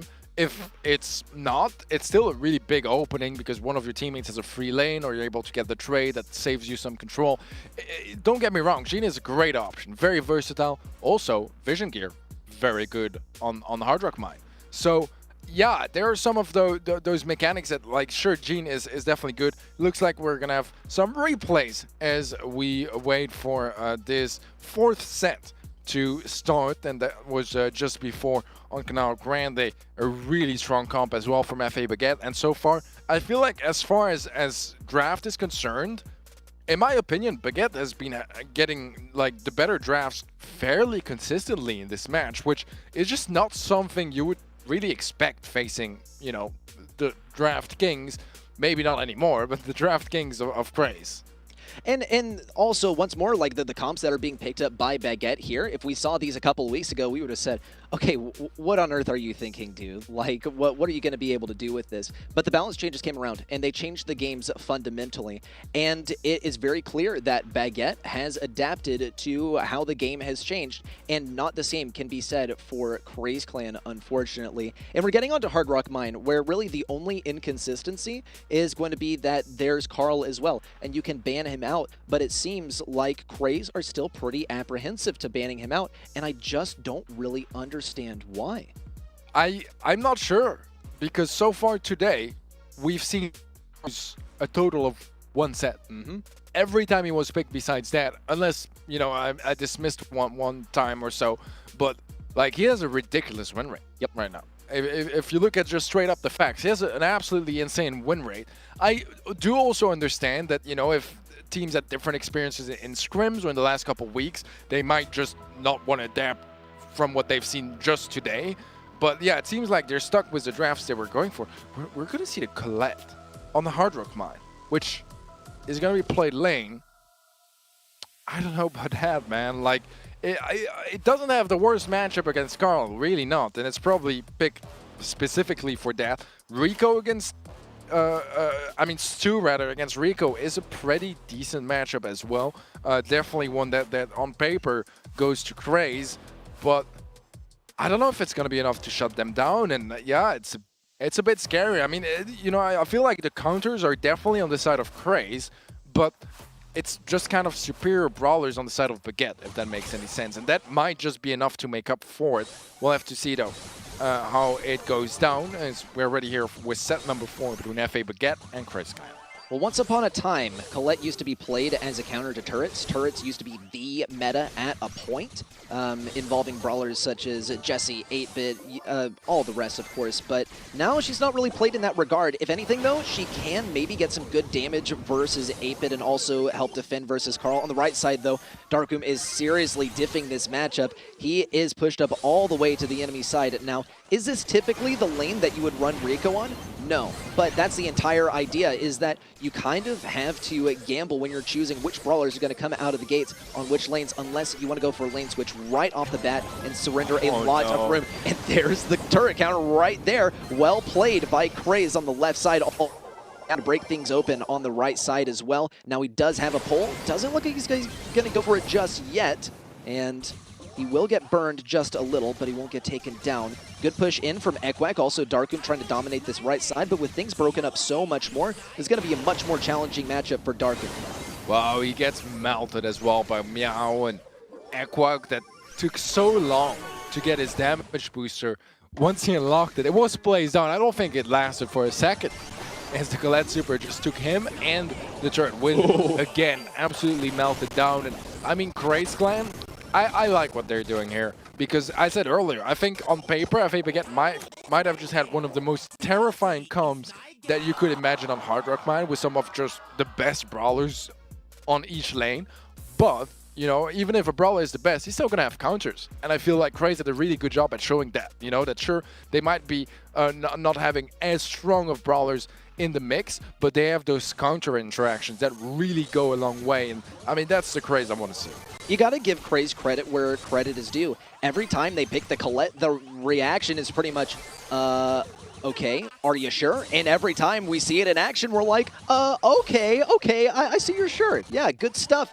And that has proven to be exactly the case. But now, FA Baguette will fire back by playing the lane switch game. We'll see if Rama is able to pull out the same stuff as last round versus this matchup. And honestly, when it comes to the brawlers, I'd say that Rama has a pretty good matchup. Problem, they're both focusing him down. This has given a lot of room to Naui to pick up some free damage, some free super, and some free gems as well. So far, only 2 have headed over to the side of FA Baguette, but Darkum is now where he's going to succeed the most, and accordingly, the walls have been broken down as well.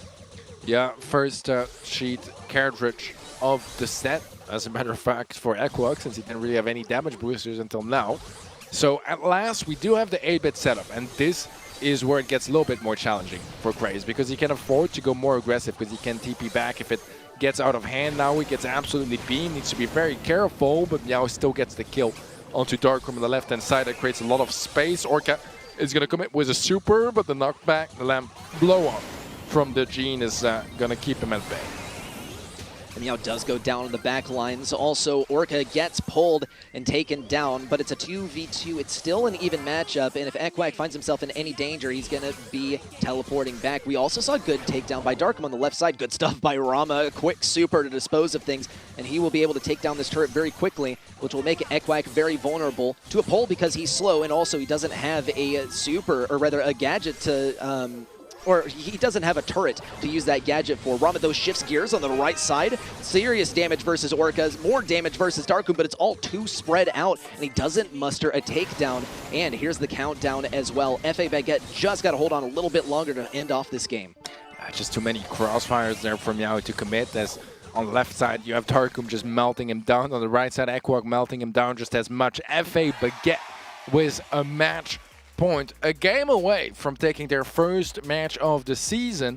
But, I mean, we have to admit, Crazy, they're a game away from pushing things to a 5th set. So, really, it's still incredibly close between those two teams. We just got to see the pop-off from Colette and the support to back it up as well.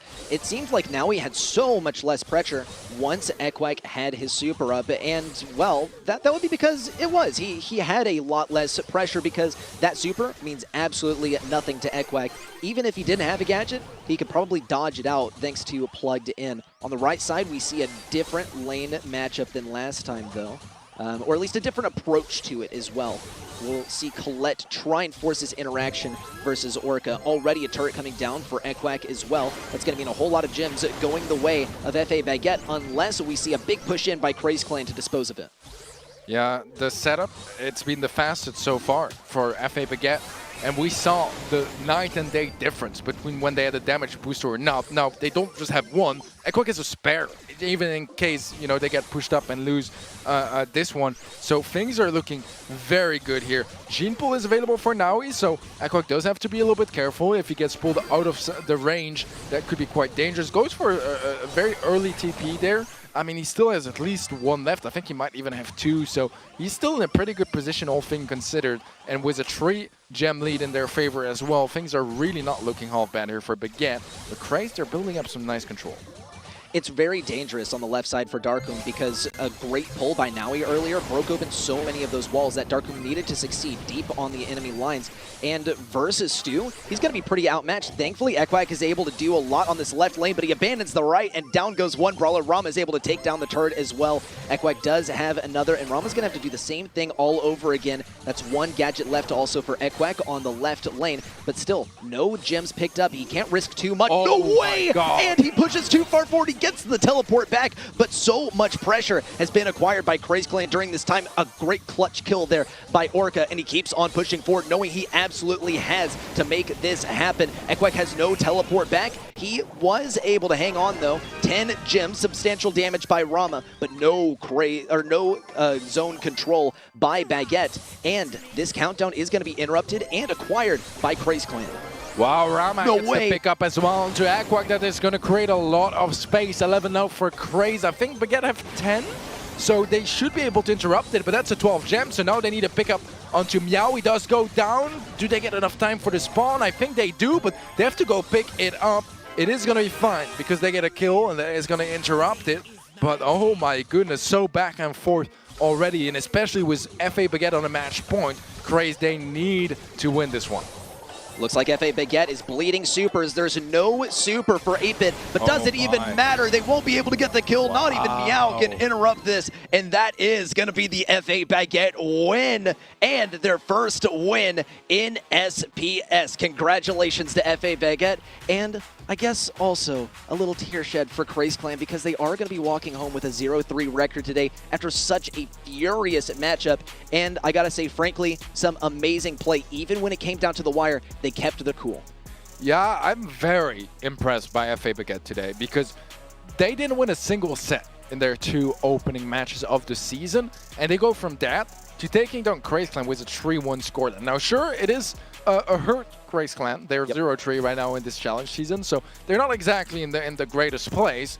But still, I mean, what a way to go. And FA Baguette, they looked good while doing so as well. They had some very convincing games, some close ones, but, you know, at times being able to win those clutches, it just makes a difference. And FA Baguette, they showed that they could do that as well, even when the pressure is very high up. And at last, they really get their kickoff in the season. Amazing, amazing stuff there for FA Baguette. Likewise, good effort by Craze Clan, but there's got to be a winner in this matchup, and there's got to be someone walking home with a 0-3. That's going to be it for FA Baguette, and it's good to have you back, Ark. Good to be back. Oh, Craze Clan. Craze Clan, Craze Clan, Craze Clan. I didn't expect this. I've got to be honest. You know, like, just looking at their performance leading up to this and, like, seeing how well they performed in the LAN environment in DreamHack, like, they are struggling right now, and they have to reassess going into, you know, today for clearly definitely some things to reflect upon. But yeah, great to see FA Baguette start to get some momentum as well. Some exciting games, but yeah, just a bit of a miserable day for Craze Clan, right, Ready? Bit of a miss, and I think we have gotten the chance to break it down pretty well as well. Over the last 3 days, we had our expectations, and we've pretty much run it into the ground saying, well, Craze Clan, I mean, they were the guys who had the draft, but they are still running the draft that propelled them to success, and now it's holding them back just a little bit, and FA Baguette have been able to step up to this issue and completely crush it in terms of the drafts. Yeah, I mean, there was never any doubt for us that Orca was going to be a fantastic addition to the roster. I mean, you know, he's just very, very mechanical in the way that he plays and very knowledgeable at the same time. And I think I'm kind of seeing that similar thing that we see with Tribe, actually, like just with Lenana coming on, taking a bit of time to adapt and amend towards, you know, having someone new on the team and working out how they best connect. I think it's starting to shine through for me. Oh, definitely so. I mean, you're making a very valid point because to my eyes, you just don't fly a player from one region to another unless you're very confident that it's the right move, because that's expensive to do. It's very rare in the Brawl scene as well. So I really like what they went for, and so far, I mean, it seems like today it finally paid off, and it's an important moment to do so as well, because you don't want to be the last on the leaderboard. Yeah, absolutely. That's going to allow a bit of a launch forwards for FA Baguette, some propelling motion to get themselves back into the game. And again, you know, they have got time to really sort of recollect themselves up the days. For Craze Clan, they're going to have to really think hard about like how they approach this going into the next days forwards. But again, their skill is not in question. That's the thing. I mean, a lot of the games are close, and they just kind of sometimes, as you said earlier, like a bit of that consistency that we tend to see with some of the other teams. And yeah, I mean, it's just a rough day in general, but we'll see in the following days to come what matchups they'll have, and maybe they'll see some better days. I'm certainly hoping so for Craze. I mean, like I say, there's a whole lot of Brawl Stars left to be played, but they don't have a whole lot of time to adapt, which is an unfortunate situation, but it's the reality of things. I'm a big believer in Craze. We've seen them play so well, and we saw even when it got down to the wire, they kept their cool and they did it so well. They're so talented, they're so skilled, they have what it takes, but they got to hone in on this one area that's holding them back. Well, again, day 3 today, day 4 to come, but plenty more still to come from Snapdragon Elite Gaming. And again, a huge thank you to them for being able to put on the party for us and to have it not just be with the EU and MENA regions, but to extend it to NA, to APAC, and to India as well. Great to see Brawls being played across the world, but not just Brawl as well. Clash of Clans, Clash Royale, Asphalt, and many others that we are putting on with a $10 million prize pool. So yeah, huge thank you and shout out to Snapdragon Elite Gaming for everything that they do, and yes, because it's obviously for us great to be back in the studio.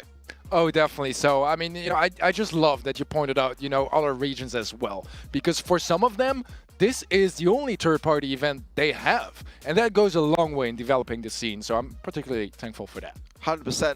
Absolutely so. Well, again, you know, we've seen a lot of unexpected results, some expected results. Definitely a lot of 3-0s today, some donuts on the board. But I think that going into day 4 now, that is where we're going to be at a point where teams are really going to have to start to think it's going to be such an important day for them to get it right, especially those that are falling behind. Crazy Clan, I don't think, can really afford going into day 4 to have a bad day as they had today. But definitely, you know, Team Queso at the minute, who were at the top today, going to be pushed down a little bit after that loss to Tribe. And Tribe now, I'm excited to see what happens with them going into day 4 ultimately, because now they're starting to get that team chemistry that they were lacking a little bit before.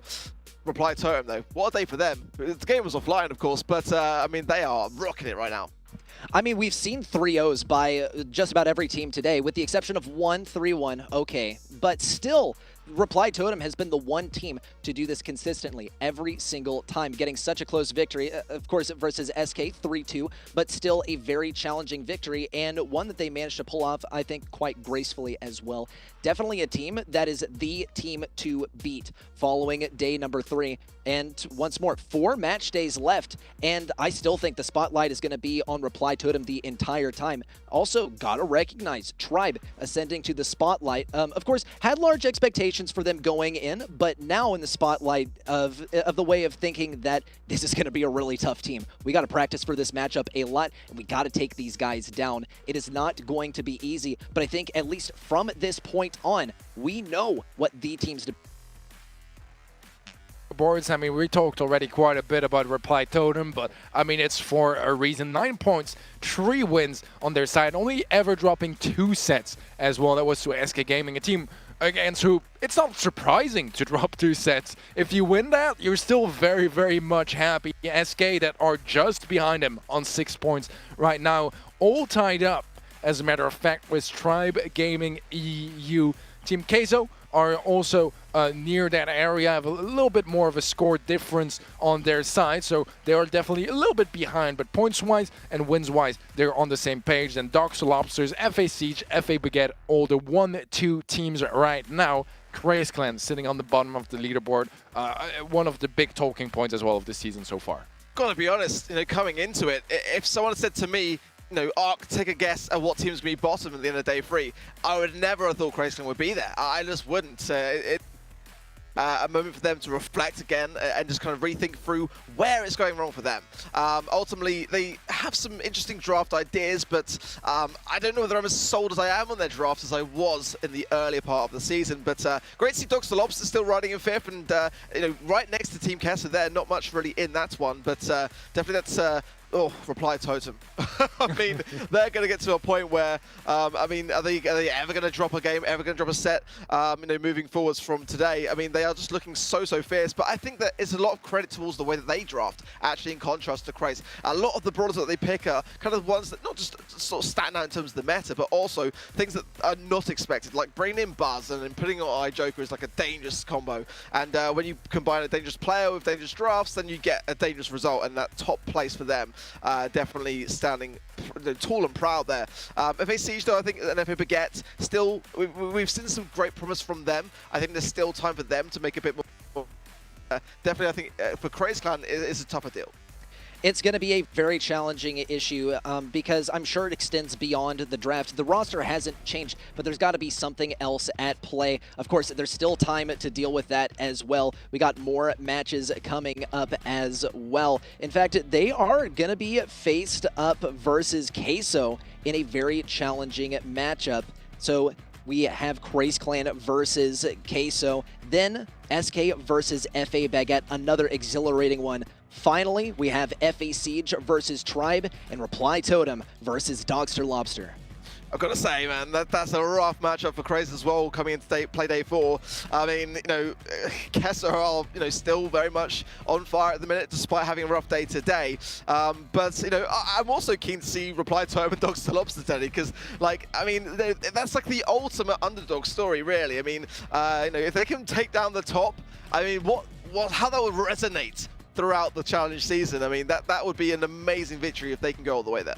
Oh, definitely. So, I mean, it feels like every match for Dogster has been, you know, their attempt at proving themselves, sometimes successfully, sometimes not quite as much. But, I mean, you know, they've definitely pulled off the underdog stories in the past, hoping to see some of that again. And, yeah, it would be quite ironic if they're the team that, you know, stops the streak from Reply Totem out of all the teams.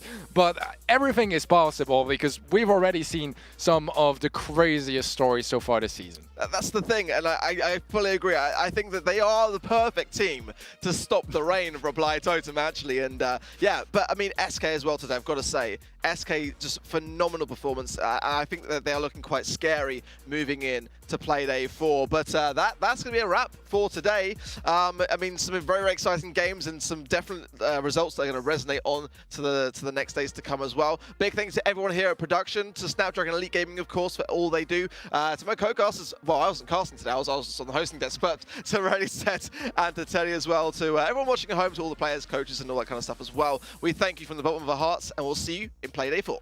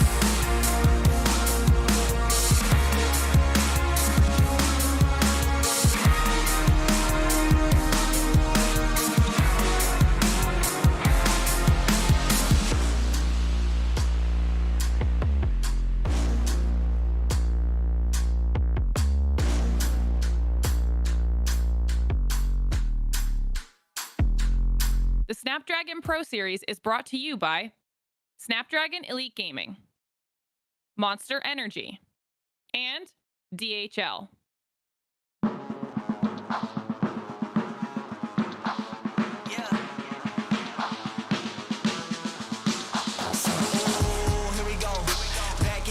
Scenario. Win, win, win, win, yeah, we on a roll. Yeah, 2, 4, 6, we like 10 and 0. I should probably tell them something that they didn't know. Back then, we was down with nowhere to go. Might have been down, but we didn't fold. Now we running it like some intervals. Ooh, what now? Tell me who you see when you look straight up. Like, wait, who? Us now. What you gonna do when we pull up on you? Like, ooh, touchdown. You already know what it is when I come through you. Ooh, shut down. Shut down. Say, oh, what now? Tell me who you see when you look straight up. Like, wait, who? Us now. What you gonna do when we pull up on you? Like, ooh, touchdown. You already know what it is when we come through you. Ooh, shut down. Say, ooh, shut down. Say, ooh, give me that crown. I need that now, right now. Ooh, don't make a sound. It's my time. You hear the crowd. Hey, we need that rain. Me and my team. Deja vu, this here a dream. We done all seen 100 times over back when we was just teens. Now we going dumb, told them we the one. They would count us out, now we counting up the funds. Now without a doubt, they be throwing other ones. Like they was always rapping, I believe them if you want. Now they show love, came with a dub. It is what it is.